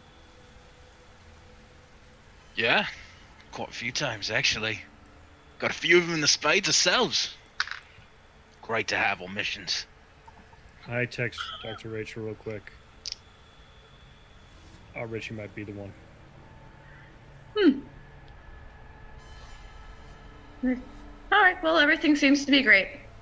No drugs there. No drug traces at all. So I send another text to her really quickly. Dr. Rachel, send Richie back up, but please run and see if you see any phenotypes related to chameleon in the blood. Yeah, I think Devin wanted to see you anyways, so. Okay. And fiddles with a bandage that you put on when you get done with taking blood. The tape is never really good. I never understand why they even use it. Why'd you use it? Well, I mean, it's like standard issue. Like, I can't use the good stuff ever. It's just what comes in the kits. What? Okay. Yeah, I'll go see Devin. Yeah. Thanks. Mm-hmm. Well, he heads back upstairs. Stares at my computer screen. Once I'm sure that he's up the stairs, I will text to Devin. He's a match. Blood type match. Okay.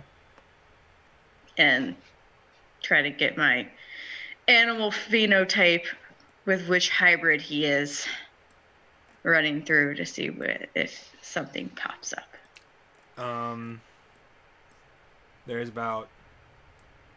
There's one strand, one pair of DNA amongst the sequence that perfectly matches the chameleon DNA type. There is also pings for similarities between one of the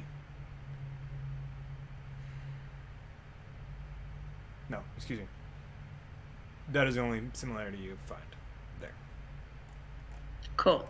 All right. And I will text that to Devin. Yep, checks out. Probably who Red is looking for.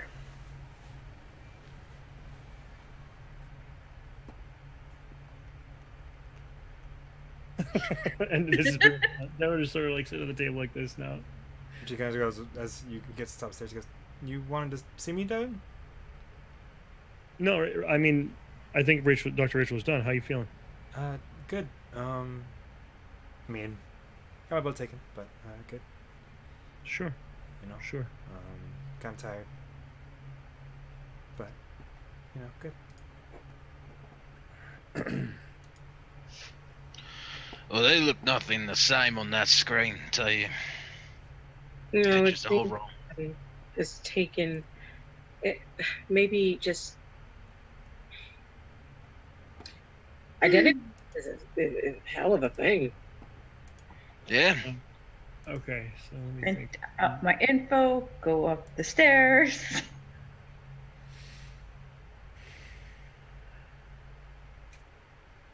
But you Hey, kinda Red.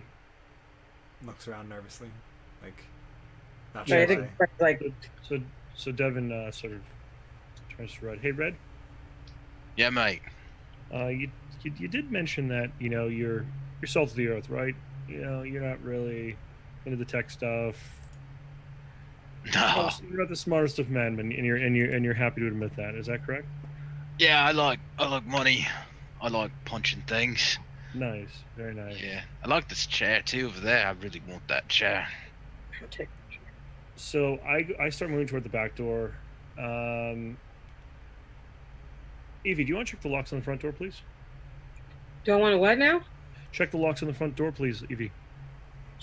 Sure. As you check the locks on the back door, you kick something into the corner and it clatters. And as you look down and you kind of realize what it is. It's Devin's cell phone. David's, excuse me. It kind of got moved there as Jack came in the back. He got moved out of the way, and that is why he didn't see it. But it clatters against the corner.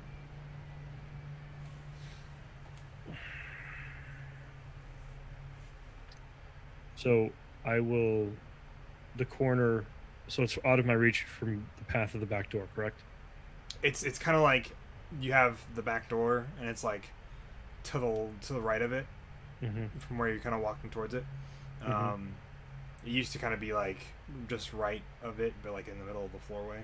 But as you go to you kick it off into the corner. So I guess my question is, with my tech expertise, is it possible for me to quickly ascertain any information from that cell phone without really alerting anybody else to it? I think you'd be able to. If you just don't say anything about it, you could easily just kind of flip through it. Right. I'm kind of looking at the time situation because I just asked Evie to go to the front door. I'm going to the back door. I'm just wondering that within this period of time, I'm looking to do something else in this situation. So is it within reason that I could quickly get the information I need? I guess my question is, what information are you looking for off that phone?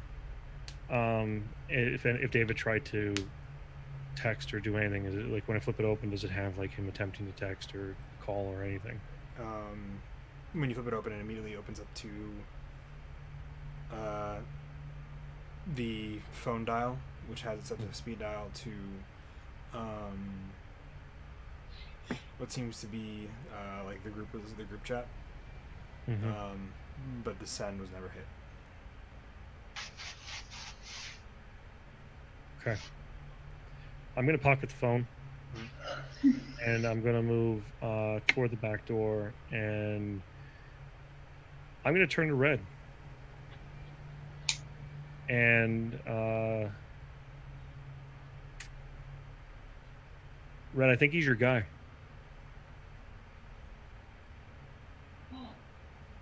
Excuse me.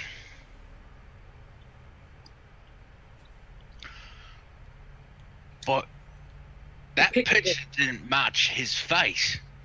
Right, Red. I'm not going to walk you through it. I think he's your guy. Don't overthink this. At this point, I guess I'm coming up the stairs. Tell me, Red, is there a chameleon hybrid between all of you guys? Because I wasn't privy to the conversation that Devin had. Yeah. Do chameleons exist? Yeah, they do. Oh, that's fascinating. Yeah, and terrifying too. Did they ever try to do this with non-humans? Now that, I mean, it's just out of curiosity. I mean, we've already established at this point that not everybody's human anymore, right? And I sort of semi on the sly get my shovel off my back. Oh no. Okay. Yeah. Now, did they ever try it with like non-humans? All the time. And what happens? Well, either they die, or they become an abomination. Believe me, you do not want to be in the room with that thing. Well, you know what? You're probably right. I'm going to actually get something from the kitchen. Then. All right. Do I find anything near the front door when I check the locks? When you go to check the locks, you realize the entire door is not on its hinges. This is it just propped for up. purposes. It's closed, but there's like a edge around it, and the hinges are clearly off one side. The screws are still in both ends. It is just like out about a good 6 inches, or 3 inches from the wall. I love how, like, when the shit hits the fan is pretty much exactly when Jack's gonna walk in the door. I can already see it. Jack, do you walk in the front door, or? Through the front door, literally. Just hits me with it. Just... Was this the front door that I exited through? I think you went through the back, honestly, when you got into the car. Did you exit through the front door? I thought that I did, but that's okay. If it was everybody else's understanding that I didn't. I didn't have an understanding one way or the other. I didn't, like I said, didn't ask to clarify. If you went out the front, you would have also noticed the hinges being off. Okay, because somebody got angry, a furry Australian. Yeah. All right, so Jack comes through the back doors, says, "I got tacos." You come into a extremely tense room. Whoa. Richie, Devin, Rachel are all standing. Red and Evie are currently looking at. Well, we're looking at a laptop, but now I've looked up. By the front door now. Yeah, Evie's at the front door. Evie's at the front door. Excuse me, standing. I believe Red's the only one still sitting. Red's just kind of chill, like, and sort of just like the goofy smile on his face, like, hey, right. So yeah, guys. I phoned up Eddie, Devin, like you told me to, and he said we're barking up the wrong tree. And I just put my hand up when Jack starts saying that, and I just say, Jack, focus. Yeah, right. Sorry, tacos. Right. I'm like, no, Jack, put the tacos on the counter, and I need you just to stand next to me. I very slowly and deliberately put the tacos on the counter, and then move over to stand with Devin. All right. What are we doing? I lean over to Evie and I said, I wasn't joking about him smelling strange. And I honestly just sort of yell over, and I'm like, Red, you're the expert here. What's next? I go and I reach for my spade, and I put it into my hand, and I touch a button, and it transforms into an automatic rifle. Whoa. He's gonna audibly purr. I know much about lappies, love, but guns, I love them.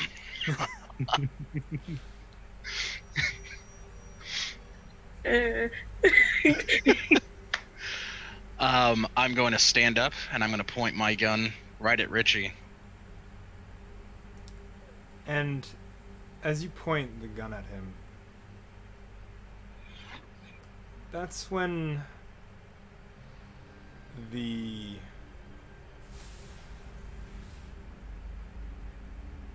not yet. Sorry. Not yet. Oh, great director. Yeah. Yeah, sorry. I'm remembering how things are going. Sorry. He doesn't seem to move. He's actually kind of just been standing there, looking around, just mostly with his eyes.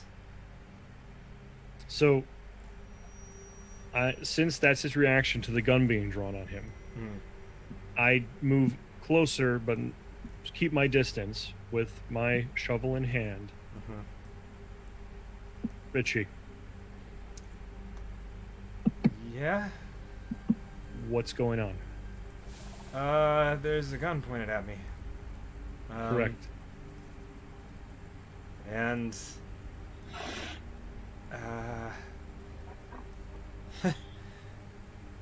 it's a good one. It's a good bit. This is a great way to treat somebody. Yeah, Rich? Yeah, man. What are you feeling right now, buddy? Like I'm still kind of hungry. Are you? I could eat. Yeah? Yeah? Is it turkey that you're hungry for? I mean, yeah, I guess. Yeah? Turkey would be good. Did it help at all? It helped a little bit, yeah. With your hunger? Yeah, it did. Okay. All right. So I hate to be the bearer of maybe good news, maybe bad news, maybe less than pleasant news. You could there's something else I could have. But I need you. and I sort of pull the shovel 2 hands now. What, do you want some tacos? Yeah, tacos will be good. You're just gonna walk over to the taco bag. It's not even big. Evie. Evie's gonna start walking. Devin's gonna say, "Evie, stop."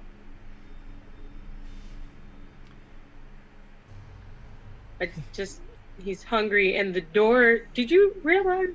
Anybody else realize the door is basically for display purposes right now?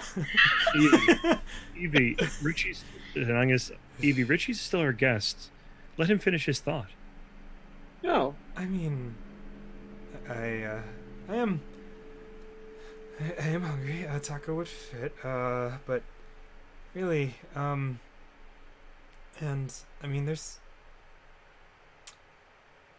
something else that would also fix it. I brace my right foot in the back.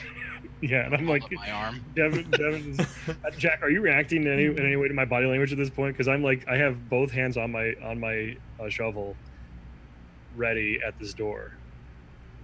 Am I doing anything? Right, you're just standing right next to me. Are you just like still just like standing there like? Rachel.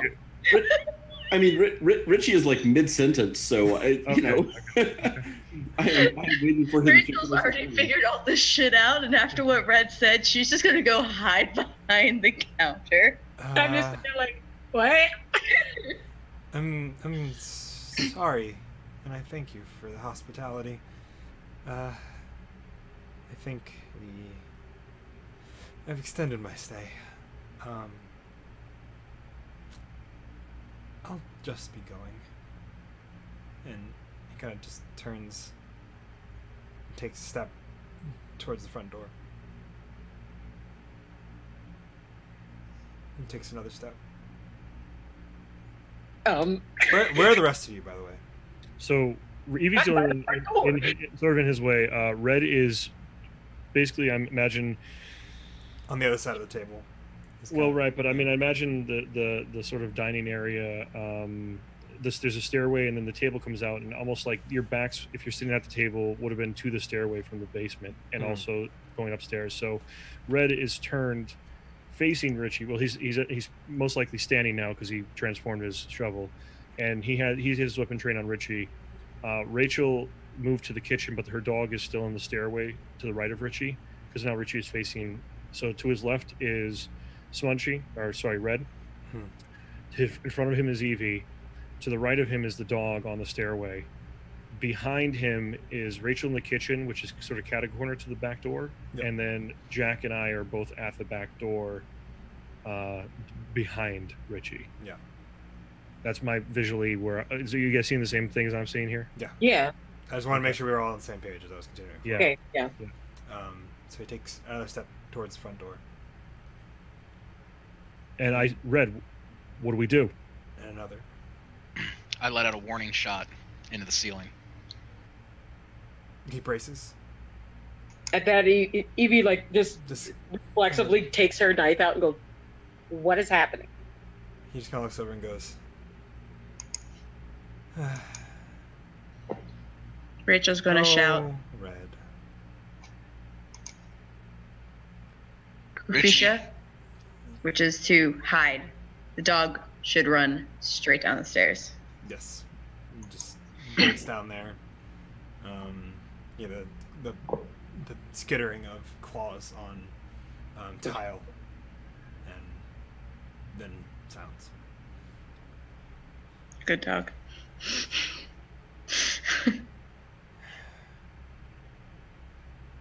Richie, you're coming with me. Unfortunately, you're gonna have to meet your maker right now. I wish it were that simple, Red. While this is going on, I'm going to do one other thing. I'm going to text 911 to Luna. 911 to Luna. Okay. Not just 911. Text 911 to Hardus. Yep, Luna. Luna goes. You don't see. She doesn't. She just sends. Okay. You get that almost instantaneously. I lean over to. Oh, I'm sorry. Go ahead. No, you know, go. I'm. Okay, so I'm just like looking at all of this going on, and I kind of lean over to Devin and say, "So is Richie the bad guy or what?" And Devin just turns to Jackie. He's like, yeah, get ready. Hot damn! And I attack him.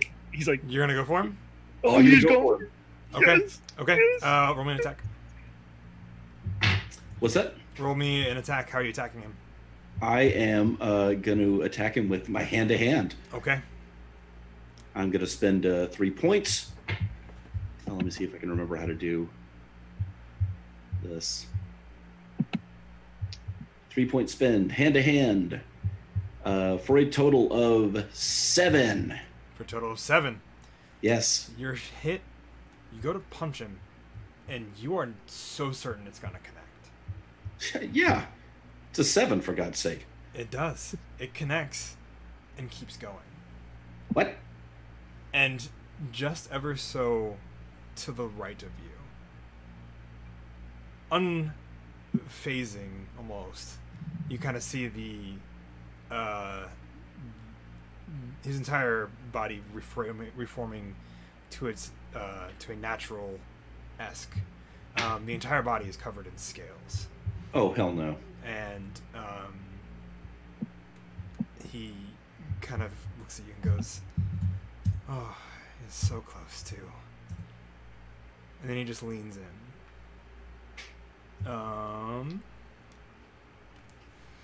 And then we'll get to a proper initiative order here afterwards. Yes, yes. Indeed. What is your hit threshold, Jack? 4. 4? Okay. Yeah. We're all gonna die in here. So 6 hits you, correct? That is correct. Okay. What's the damage? Let me look. Let me make sure I got the numbers right before I give it to you.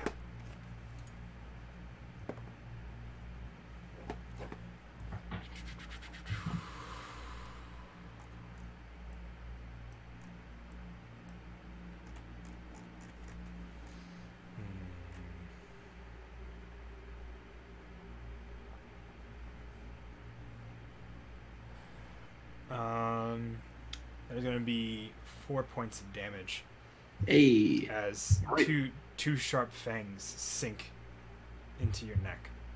Ah! And now is when we will begin initiative. Devin shits his pants.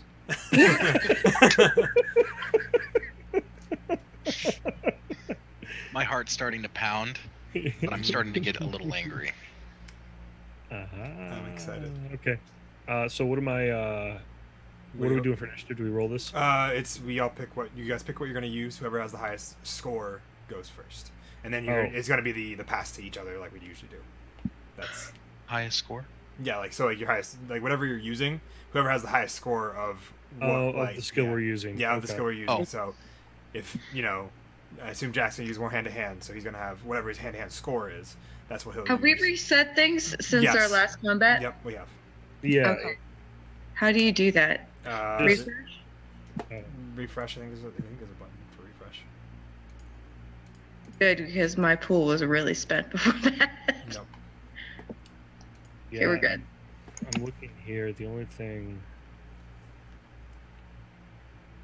If you are using the blackfoot.io, if you just go to where the health is really down and just drop box it, when the number before the faded numbers is where your fullness is. Yeah, I mean, so either one I'm going with is going to be an 8, a score of 8. Gotcha. So you have an 8. What are you using? What are you?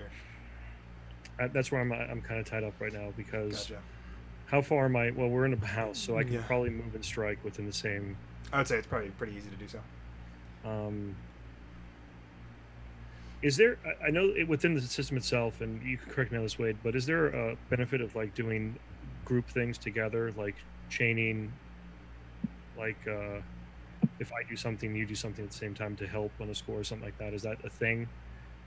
It depends. Like, remember there was that maneuver that I did to kind of set somebody up for your attack, so that you got a bonus. Like, there's stuff like that.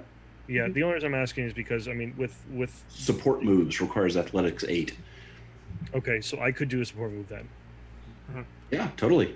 Make athletics test versus difficulty 4. Describe support move. And margin of success applies as bonus to allies' next attack roll. Okay. So yeah, the idea basically is that the support I'm trying to do is I'm trying to maneuver almost as a distraction. So I'm going to come in with a shovel, but it's not to specifically attack. I mean, if it hits, it hits. But honestly, it's meant to be a support move so that it overwhelms Richie. So that it helps someone else possibly hit him with what they do. Do you sort of understand what I'm coming like a distracting strike? Yeah, so something like that, if possible in the system. I believe that's what the support is for. Is that correct? Usually 8 others. Yeah, it gives them bonuses to players. All right. So I'm going to do this to aid whatever Evie decides to do. Okay. So you'll be using athletics 8. Yeah. Let's go around from there. Rachel, what are you using?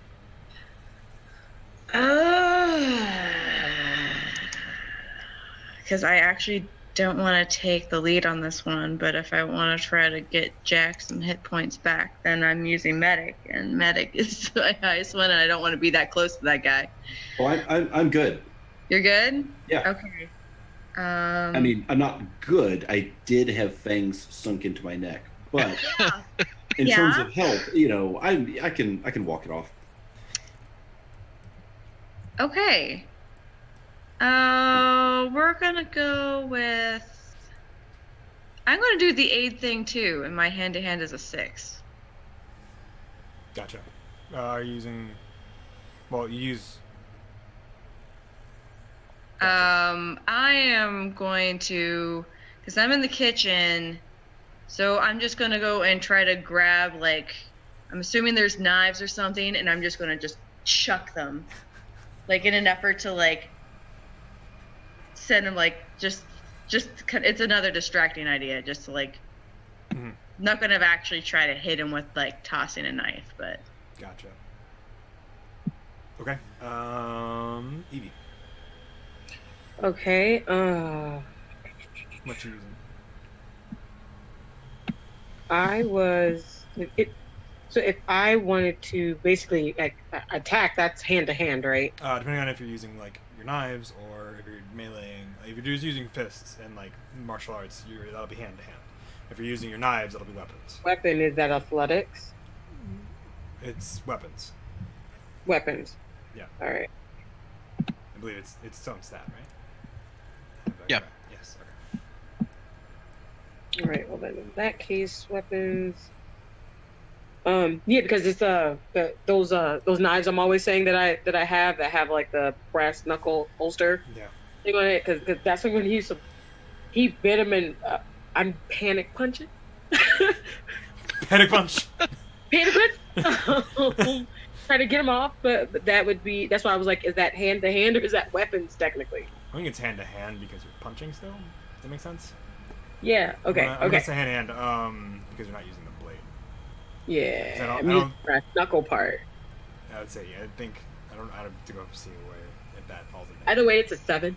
I don't think I'm going first. Okay. Jack. Oh. No, but ready for this again. Well.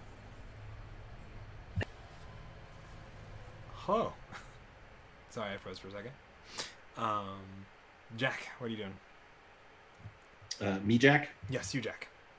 Okay. Well, I'm pretty irritated. Yep. You have some fangs that have just dove into your neck and are now diving out of your neck. I don't suppose there's a glass top table very close by to us, is there?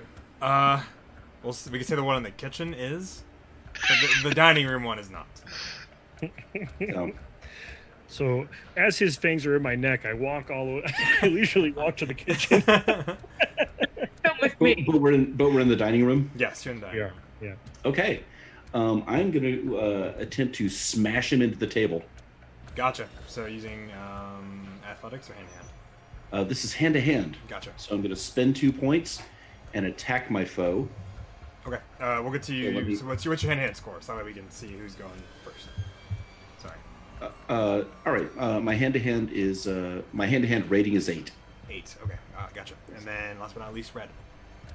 I'm going to be using weapons, and that's 8. Okay. So whichever one of you three between Devin, Jack, and Red, you'll have 8s. So take your pick. Who wants to go first? Well, I'm going to be supporting one of you, I suppose. Well, I think Jack should go first. Okay. Okay. He's got the ones with the bite in his neck. Yeah, that's true. That's true. All right. So I'm going to spend 2 hand to hand just to do the thing. Yes. And then I'm going to spend 3 points on my roll to attack. Gotcha.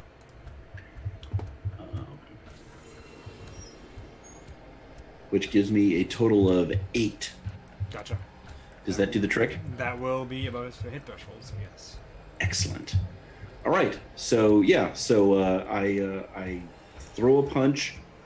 He blips out of the way, sinks his fans to my neck. Yep. I scream, grab him, and throw him into the table. You throw him into the table. Yes. And that damage Yes. comes to 5 points. 5 points of damage. Awesome. Sweet.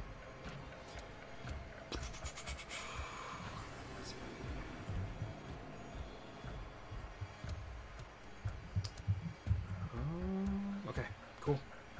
Who you throwing it to?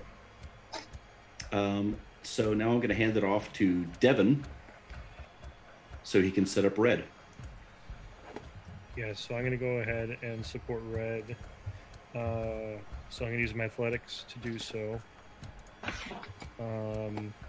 And I will spend 2 points in that to trigger this. You know what? I'm going 3. Gotcha. 3 points. So total between the two is 5. Gotcha. So that you get to add 1 to your next one, Red. Okay. Because it's the margin between 4 and 5, so 1. Okay. So the +1 you get to your next your roll. So tossing it over there. What is the flavor of what you do, Devin? So what I do is I run into. So he very much threw me into the table. I run in to strike with the intention of just distracting. the target. Gotcha. So it's just very much them just like with a shovel, shiny sharp shovel, Yep. but doing so in a way that I can position. If he's going to try to dodge me, it's going to put him in the path of whatever Red's going to be. Gotcha. Okay. So you gotta swing. I'm gonna say you swing overhead to the, I'd say almost to the right of Jack, which sets it up for Red. So Red, you're making a weapons attack on this individual. Yep. And for spending points, we're talking about stability points. No. Correct? You're spending points from that pool. So you have a number, but then you can also spend that number, which basically means you have I believe 8 for weapons. So you'll take however many you want to use out of that pool. So you're not going to say 6 or 5. You're going to spend like 1 or 3. Okay. And so like if your shooting skill is like an 8 or whatever, when you make your roll, you could choose how many of that pool you want to add to your D6 result. Okay. And Gotcha. Then like if it's a certain amount over whatever the threshold is for the target, then you end up doing extra damage and whatever. Cool. So what I'm gonna do is, I pull a second trigger on my gun, and the gun starts to smoke, and a laser sight comes out from the top of it and beams right on Richie's head. Gotcha. And I'm going to spend 2 points. Gotcha. And I'm gonna pull the trigger. Okay. So, I'm gonna roll. Curse! This is so cool. Not until you hear what he's rolled. Got a 3. Got a 3 in total. 3. Oh no. So +2. +2 plus your 1. That's 6. 6. Yeah, All right. You were able to barely make a hit. Roll me damage. All right. So yeah, another you another d6. For you, it'll be I believe a +0. Yep. Yes, a +0. My heart's still beating like really hard. And I'm like, oh, could have been better. And I roll a 6. 6. Awesome. Sweet. Get him! Get him! All right. Who are you throwing it to? So, way we do initiative, everybody picks whoever has it first passes it off to somebody else, and then they pass it off to somebody else who hasn't gone. So you get to pick it off, pass it off to somebody else who hasn't gone. You can pass it off to a villain if you so desire. I'm going to actually pass it off to Evie. Cool. Okay, so how far has he been moved away from me now that he He is on the table that you are kind of at the head of, or the foot of, I guess. So, but is he further away from me on the table, or is he like right? He's right on the table. So I mean, you could still run up and panic punch. Yeah, I just didn't know if he was like down, or did I have to move and then punch? That's what I'm asking. You probably have to close a couple steps because you're still not right next to the table. You're probably by the door. Okay. But you can still. It's still something you can still hand to hand it. It's not like you have to use a. You don't have to. I'm just gonna walk up on it. He needs to stay down. I'm gonna try to like go get on top of him and punch him like this. Gotcha. Full wherever he was just shot. Where was that? That was to kind of the face and The facial area. Yeah. Wherever that the bullet made some type of in it, that's where I'm targeting there to put more pressure. Like I want blood split. Okay. Go ahead and roll me an attack. Okay. I would say since you're trying to pick a specific spot on him that has already been wounded, I'm gonna make that a kind of a called hit. Okay. Let's go. Which I mean, yeah, I say if you're going for that spot specifically. Yeah, and I'm trying to remember what the plus. Hand to hand, yeah. Yeah, it'll be hand to hand. I'm going to do. I really want this to make damage. I'm going to use 3 points for that. Gotcha. Spend those, and then roll my d6. It'll be you can roll a d6. I'm sorry, I thought I had to roll. I'm sorry. No, you still roll. I'll let you know whether or not you hit. I just have to know I found what I needed to add to the modifier to the hit threshold. All right. 4, 5, 6, 7. I rolled a 7, plus the 4 plus the 3 that I put in. As you go to slam down. Something about that blood that is now kind of oozing out on the table triggered something within Richie. And as you go for that spot to make a further impact, almost unnaturally, his entire body flexes, and it just, you hear this crunch of metal on wood as it puts a hole in the table. And he kind of looks up at you, snarls. Who you throwing it to? You're gonna do it back, but then after that, I'm gonna throw it to Rachel, what are you doing? Well, here's the thing, guys. I'm a pacifist. I'm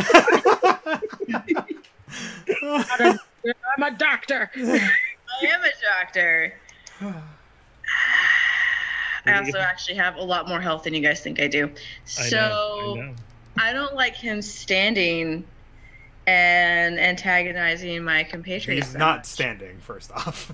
He is on a table. Yeah, I'm like on top of him at this point. That's good. Well, the thing is, when you know a lot about anatomy, you know exactly the correct points in order to actually karate chop them so that they stay down.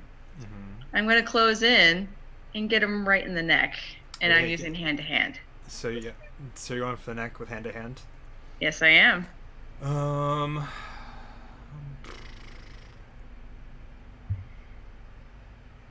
Things you don't want your director to make. The noises you don't want the director to make.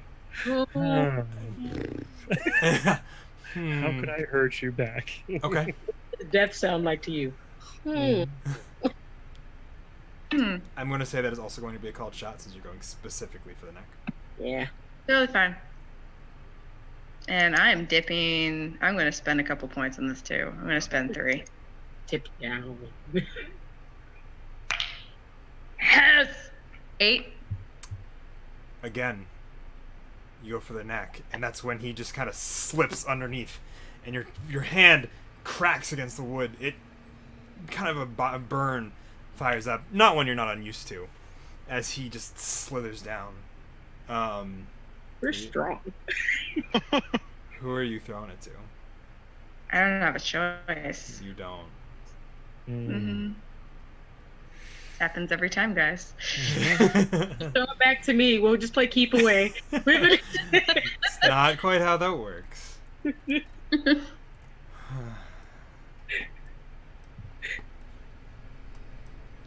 All right. And as he,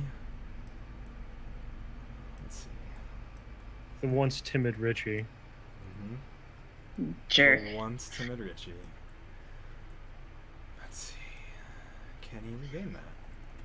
I also don't like the gears going through the director's head now. Oh, which one of you am I going to hit next? I don't like that I'm on top of the guy. I regret my decision. See, you weren't the last one to actually hit him, though. Okay. Oh, the gear. That's the end result of that gear you're talking about there, Dr. So as he slips underneath you, and as you go to look down to kind of follow his movement, Dr. Rachel, you see the last tail end as the scales refract light again. Oh no. And you hear the soft kind of set up. You see one handprint on the wood of the table before 2 thuds. And what is your hit threshold, Red? Mine? No, Red. Yeah. 3. 3? Okay. Gotcha.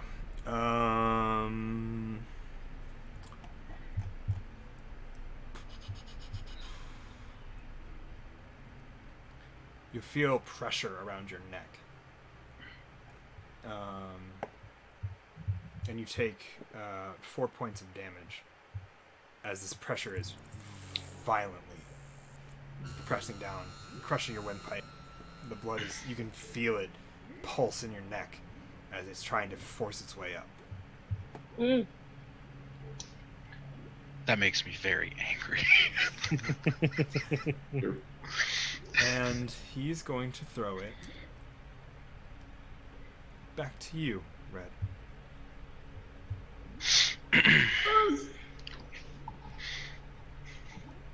Right now, guys. I'm crying out, "Ah!" And as he has me, I start to lose it. My temper is starting to break. I understand that. Go ahead and roll me a stability check, please. Oh boy, I'll fix that later too, maybe. 3. 3. Doesn't gorilla himself out the doorway after. Is that enough? I don't. Yeah. All right. I won, but it's not. By 1. Okay. My body explodes. My muscles start growing, and my forearm starts to grow about 3 to 4 feet in width. My head shifts, and my eyes dilate into this like bright green color, and my crawling up my arms, up my legs, and my shirt breaking open, everything turns into red fur. My hands are the size of laptops. No, they're huge, and they grab at him, and I let out a growl, and you can see the fangs in my mouth as I am now in this gorilla form. Go ahead and roll with a me. bowler hat. Roll me an attack for that, for trying to grab at him. Fascinating. Dr. Rachel. I got a 4. You got a 4. Mhm. He's still stealthed, so you don't really know which direction he's grabbing you from. So I'm just grabbing. You're grabbing behind you, but you're not finding that scaly purchase that you're looking for. So, Yep. but you kind of are doing that. My gun's dropped now on the ground. Yes, your spade that is transformed into an assault rifle has dropped. Who are you throwing it to? I'm going to throw it to Devin. So, real quick, I want to capture this point. So, he is now, like, his fangs are in red. They're not. no? He's just choking him, and he's He's not still- even Okay. hurting him anymore because of the transformation. He's Okay. still on him somewhere. He's still. He's on cornered. red. Yes. Oh, Um, okay, this complicates it a bit. Yeah, I'm gonna have to go for it. All right, so I'm gonna come at the being formerly known as I forgot his name now. Richie? Richie. Richie, yeah. And I am going to swing my spade again at this being, but I'm going to do so in a way it's not going to be overhead into the back because I don't want it to hit red. I'm going to sort of side swipe or try to side swipe, so it'll be like from the side basically. So basically, if you miss, you don't hit red. That's correct. Yeah, Gotcha. yeah. Okay. With the momentum that I have, it's to compensate in order that I'm not going to hit red. So all right. Okay. Yeah, Awesome. so I'm going to go 2 points into athletics on that, and here comes the roll. Cool. That's an 8, so That I rolled a is 6. That is an 8. You feel the satisfying crunch as you hit something. As you slick it off, you see kind of a red stain arcing up one side of the spade. Roll me damage. And that's just for physical, like this, with this weapon, this spade. It's not like a. It's what a is this considered? it's a +0 considered. A +0. Yeah. Okay. Now that it's been sharpened.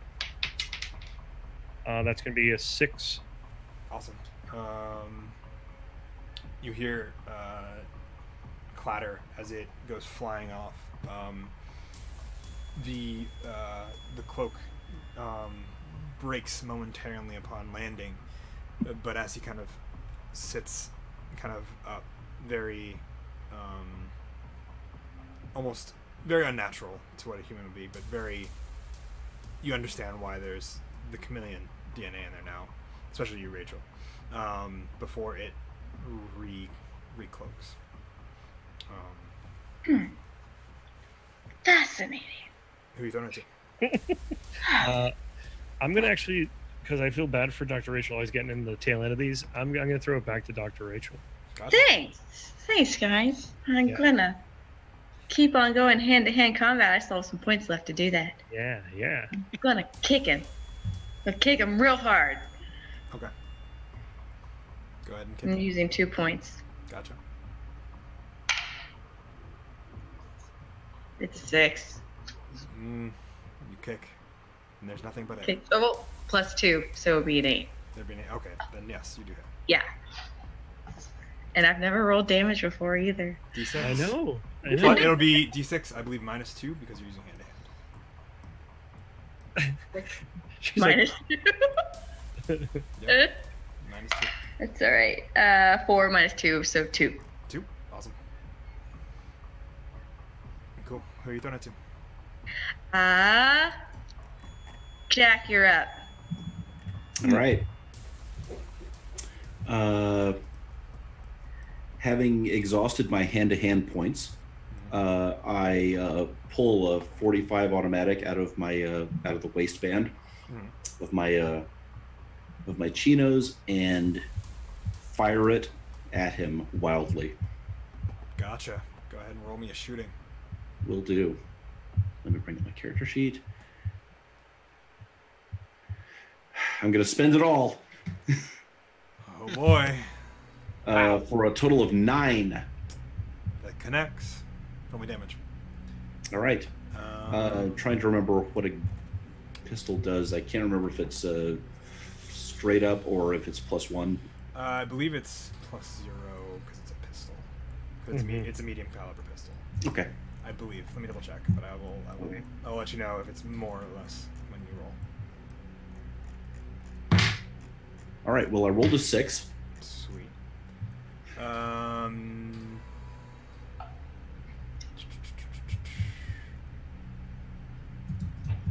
I'm trying to remember.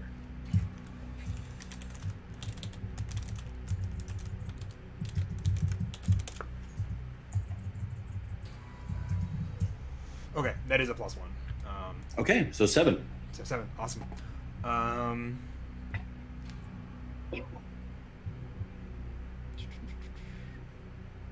Blam, blam, blam. Blam, blam. Okay. Pew, pew.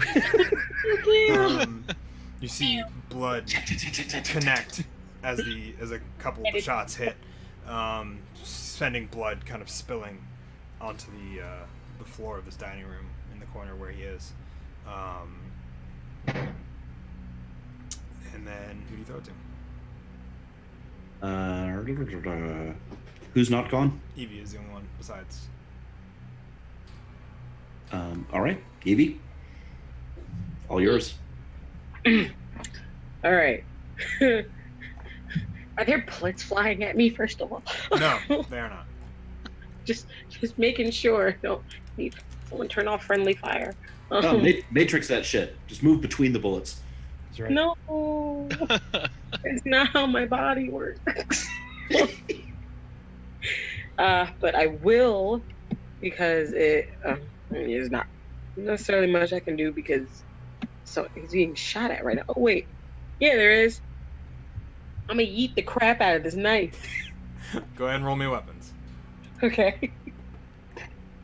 I am going to use 2 points. Okay. Hey, I rolled a 6. And that's 8. All right. It hits. It does hit? Okay, now I roll damage. Mhm. And It'll be a damage D6 also. -1 because you're using a small blade. Okay. And that's 1d6 as well, right? Yep. Most of the things that I've rolled, I think, other than that, is shooting.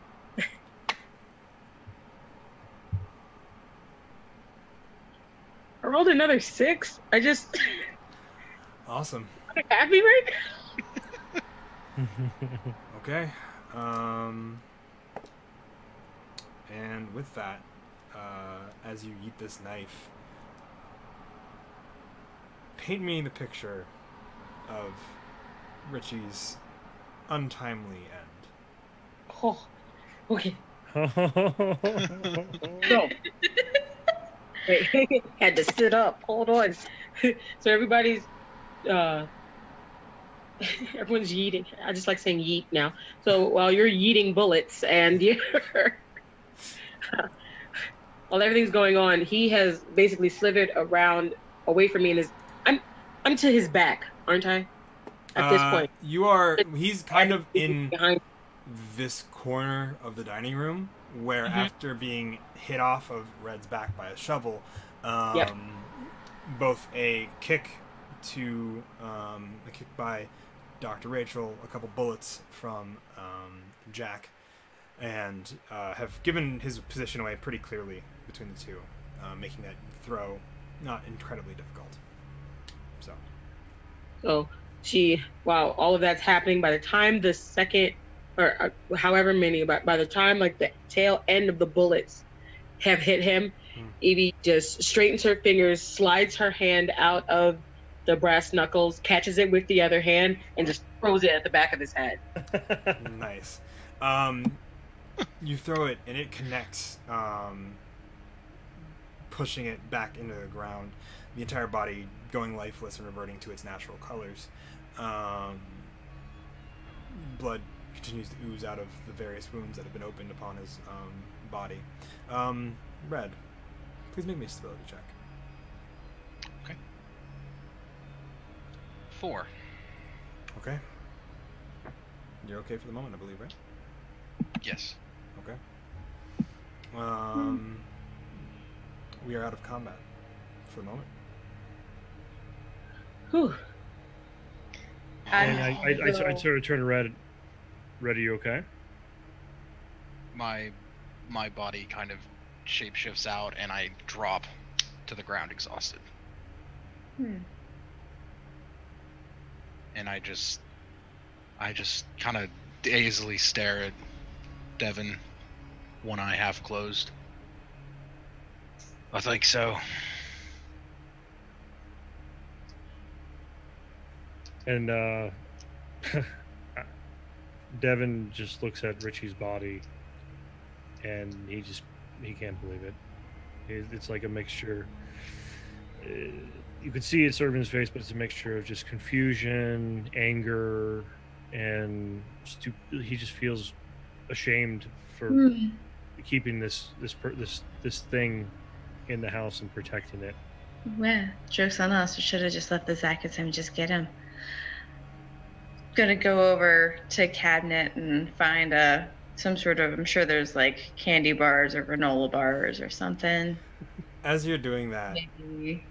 a single knock that maybe was meant to be more, happens upon the front door, the result of which causes the entire front door to crash against the dining room table, fall off,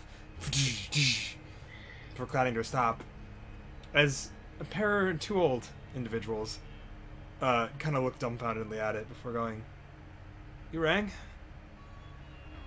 All of you, with the exception of Red, immediately know these individuals to be Cecropia and Luna. The two individuals had hired you all many months ago, weeks ago, a while ago. And they kind of look. I think there's some explanations that need to be maybe gone over a bit. And then I crouch down to Red, and blood sugar drops are pretty common for things like this. I'm assuming because blood sugar and metabolisms and stuff. Why don't you just have one of these? How are you feeling, anyways? You okay? I want a taco. Oh, there's those too, but the sugar's probably more important right now. What's in it? Something that triggers his rage, and then he just goes in gorilla form and just start breaking the whole house down. It's just chocolate, I'm pretty sure. He's like, "There's peanuts in here. Peanuts make me angry." How are you stability or health-wise? Because... Oh, I do hurt quite a bit. Yeah. But stability, I'm okay. Okay, because... Otherwise, everyone else would have been dead. I double as a shrink, you see. So, I heal both mind and body. I don't believe any about that mind stuff. You know, I really should look into a couple. There's some really great studies out about it. Hey, Doc, I really don't want to interrupt, but I got these fangs in my neck, and I kind of... And you see as Scropia kind of wanders over and goes, sit down, boy, and immediately begins stitching your neck up. Yeah! He just kind of pushes you into a chair, and is like, just I've got deft light in the hands. basement, you know. No time for that. It's not big wounds. They'll live. He like You just sutures rub them it. shut, Weird. and then Do not enjoy this. he's like hold out your hand, and he puts like a tablet and goes, and gives you another tablet and goes, Vicodin, strong stuff. Be careful, and just closes it back up, and puts it away. Jack is just like, yeah, I know. I think I know what Vicodin is.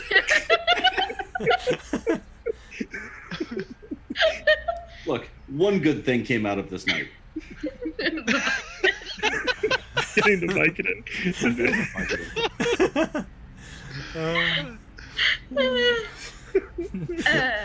Public service announcement: don't do Vicodin. Don't do Vicodin unnecessarily. Right. Drugs are bad, kids. Bad kids. Drug abuse is bad. Can I take that as a full 4-point health refresh? Yes, you can. Cool. Yeah. Is Richie facing down? Like Yes, his face the blade is kind of protruding out. It's leaned a little bit, so it's not resting along the wall. I always pull a little to the left. It's fine. I gotta work on my aims, getting better, but it's just it always. Just walk over to his body, rubbing my ear, and for everybody who doesn't know, on the inside of Evie's ear is a little snowflake tattoo. She has a tattoo on the inside of her ear, and so she's just. I don't think she's never done this before. I don't think anybody's ever actually seen her interact with it, but she's like vigorously rubbing it and like walks over to the body and like takes her knife, not to take it out, but to kind of like lift his head, like she's like straddling, lift his head up and goes, "What do we do with this?" You might want to not pull. I mean, I guess the best way to hold it. I mean, I've got Yeah, bags. it just like slogs off. And, like, yeah, and here you go. Actually, Cecropia, you think I could maybe use the facilities? I want to do a full autopsy on this one. This is fascinating as hell. I mean, you can. You won't find anything new out of it, probably. I mean, this is all new to me as far as I'm concerned. I've never seen a human chameleon hybrid before. I was right. She looks over at Dr. Rachel. You owe me so many tacos. Yeah, at this point you're just holding the knife. The head has fallen off, and is now back on the ground. I'm just like, you owe me things.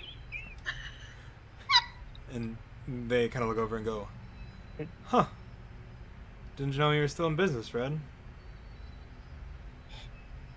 I get up and I take a bite out of that candy bar. I start chewing, and I say, "Good to see ya. It's been a while. Sometime you should come by 6 Feet Under sometime." Oh, when we're back over in LA, we'll should we drop by and give you a visit. Sure enough. But kind of got a small problem. That is. I just told my father that we didn't have a Richie. Right. But you still, I mean, technically, in some ways, you don't have Richie. That's fair. But I need to take something as proof. That there's no longer Richie? Or that maybe there was. I mean,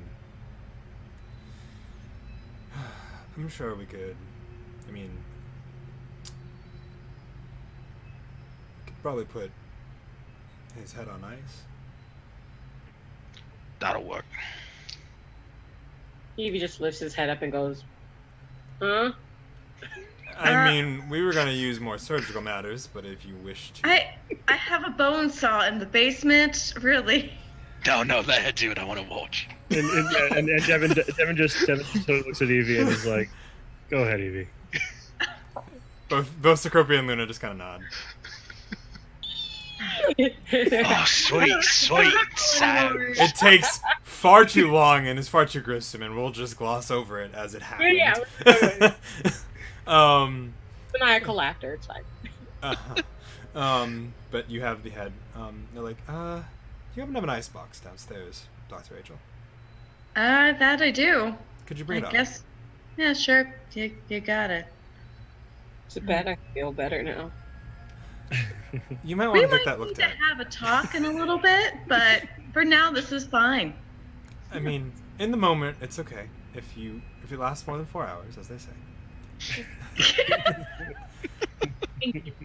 All right. So, you all asked for some answers, and Luna kind of sits down, opens up the taco bag, pulls out a taco, sets one down in front of Cecropia, takes a chair next to her. What kind of answers do you seek? And that is where we'll leave off for this week. All right. All right. High five, everyone. Thank you guys so much. Yeah. Was awesome. Good work, all of you. Thank you for being our special guest, Sean. It was really awesome. Fun. I'm glad you enjoyed it. We'll have to have more Red Jack appearances at some point in the future. Yeah. But for the meantime, thank you all for watching. We'll do quick plugs for all of that. Thank you, big shout outs to Pelgrane Press for letting us use the Black Book and all of the awesome stuff there. Big thank you for that. Big thank you for the discount code, which I believe has been being posted somewhere. Possibly. It's possibly in chat, but Scooter is not here tonight because he had the he is not. So, yes, thank you for that. Thank you for the discount code. We will have a giveaway. We are having a giveaway at some point during this show. So come back next week. Maybe we'll do it then. We'll see. Have to see if Scooter wants to actually do it.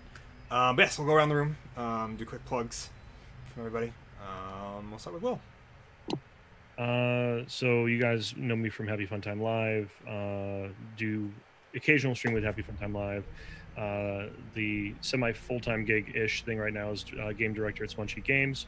We have a Kickstarter hitting the 23rd this month for Path's World of Adia. Sean in the corner is the man who runs the show over at Smunchy Games, so he'll probably plug the same thing. I won't spend that much time on it because I'll let his passion bleed through him on that.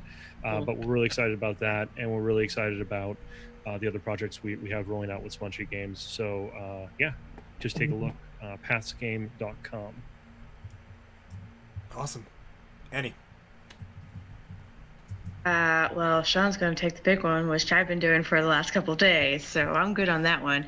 But if you stop by cecropiaadventures.com, which is my blog, there'll be a new feature from Denver, which will be live as of tomorrow. Awesome. Cool. Continuing around, Jazz. Hi. So I play Evie, and I'm Honey Buns on Twitter. And trying to remember, as I had everything down, so I'm trying to sit back and do this. All right. A lot of my projects are currently TBA, unfortunately, but I can tell you that big things are coming this summer from both Phantom Roll Booth and the Goldheart Group, which can be found on Twitter. You can also grab a scenery snapshot of the aftermath of our first on-screen time at the taco that was mentioned in this episode, and it's on an entire t-shirt. It can be found on Amazon, and the link to that can be found on my Twitter, which again is @Honey. Yes, and it's over at Time of Tabletop's Amazon store. So if you look through Time of Tabletop's Twitter, you'll also find it there. So continuing around, Wade, the man who helps make this happen. Yes. So I'm Wade Rocket. I play Jack Driver, and I freelance with Pelgrane Press. And if you go to pelgranepress.com and click on See Page XX, which is their monthly webzine, and go to the latest issue, you will see that there are all sorts of wonderful things to pre-order. Shards of the Broken Sky is a completely wonderful and bananas adventure for 13th Age by D&D designers Rob Hainso and Jonathan Tweet. There's a second edition of Mutant City Blues, the superpowered police procedural. But perhaps especially of interest, given this podcast, is Night's Black Agents Solo Ops, which is a version of Night's Black Agents that is for one player and one GM. So if you want to run an action thriller spy movie kind of thing for your partner or friend or whoever, definitely check that out. That's awesome. Awesome. Oh, that's so excited. Pre-orders. Pre-orders everywhere. No.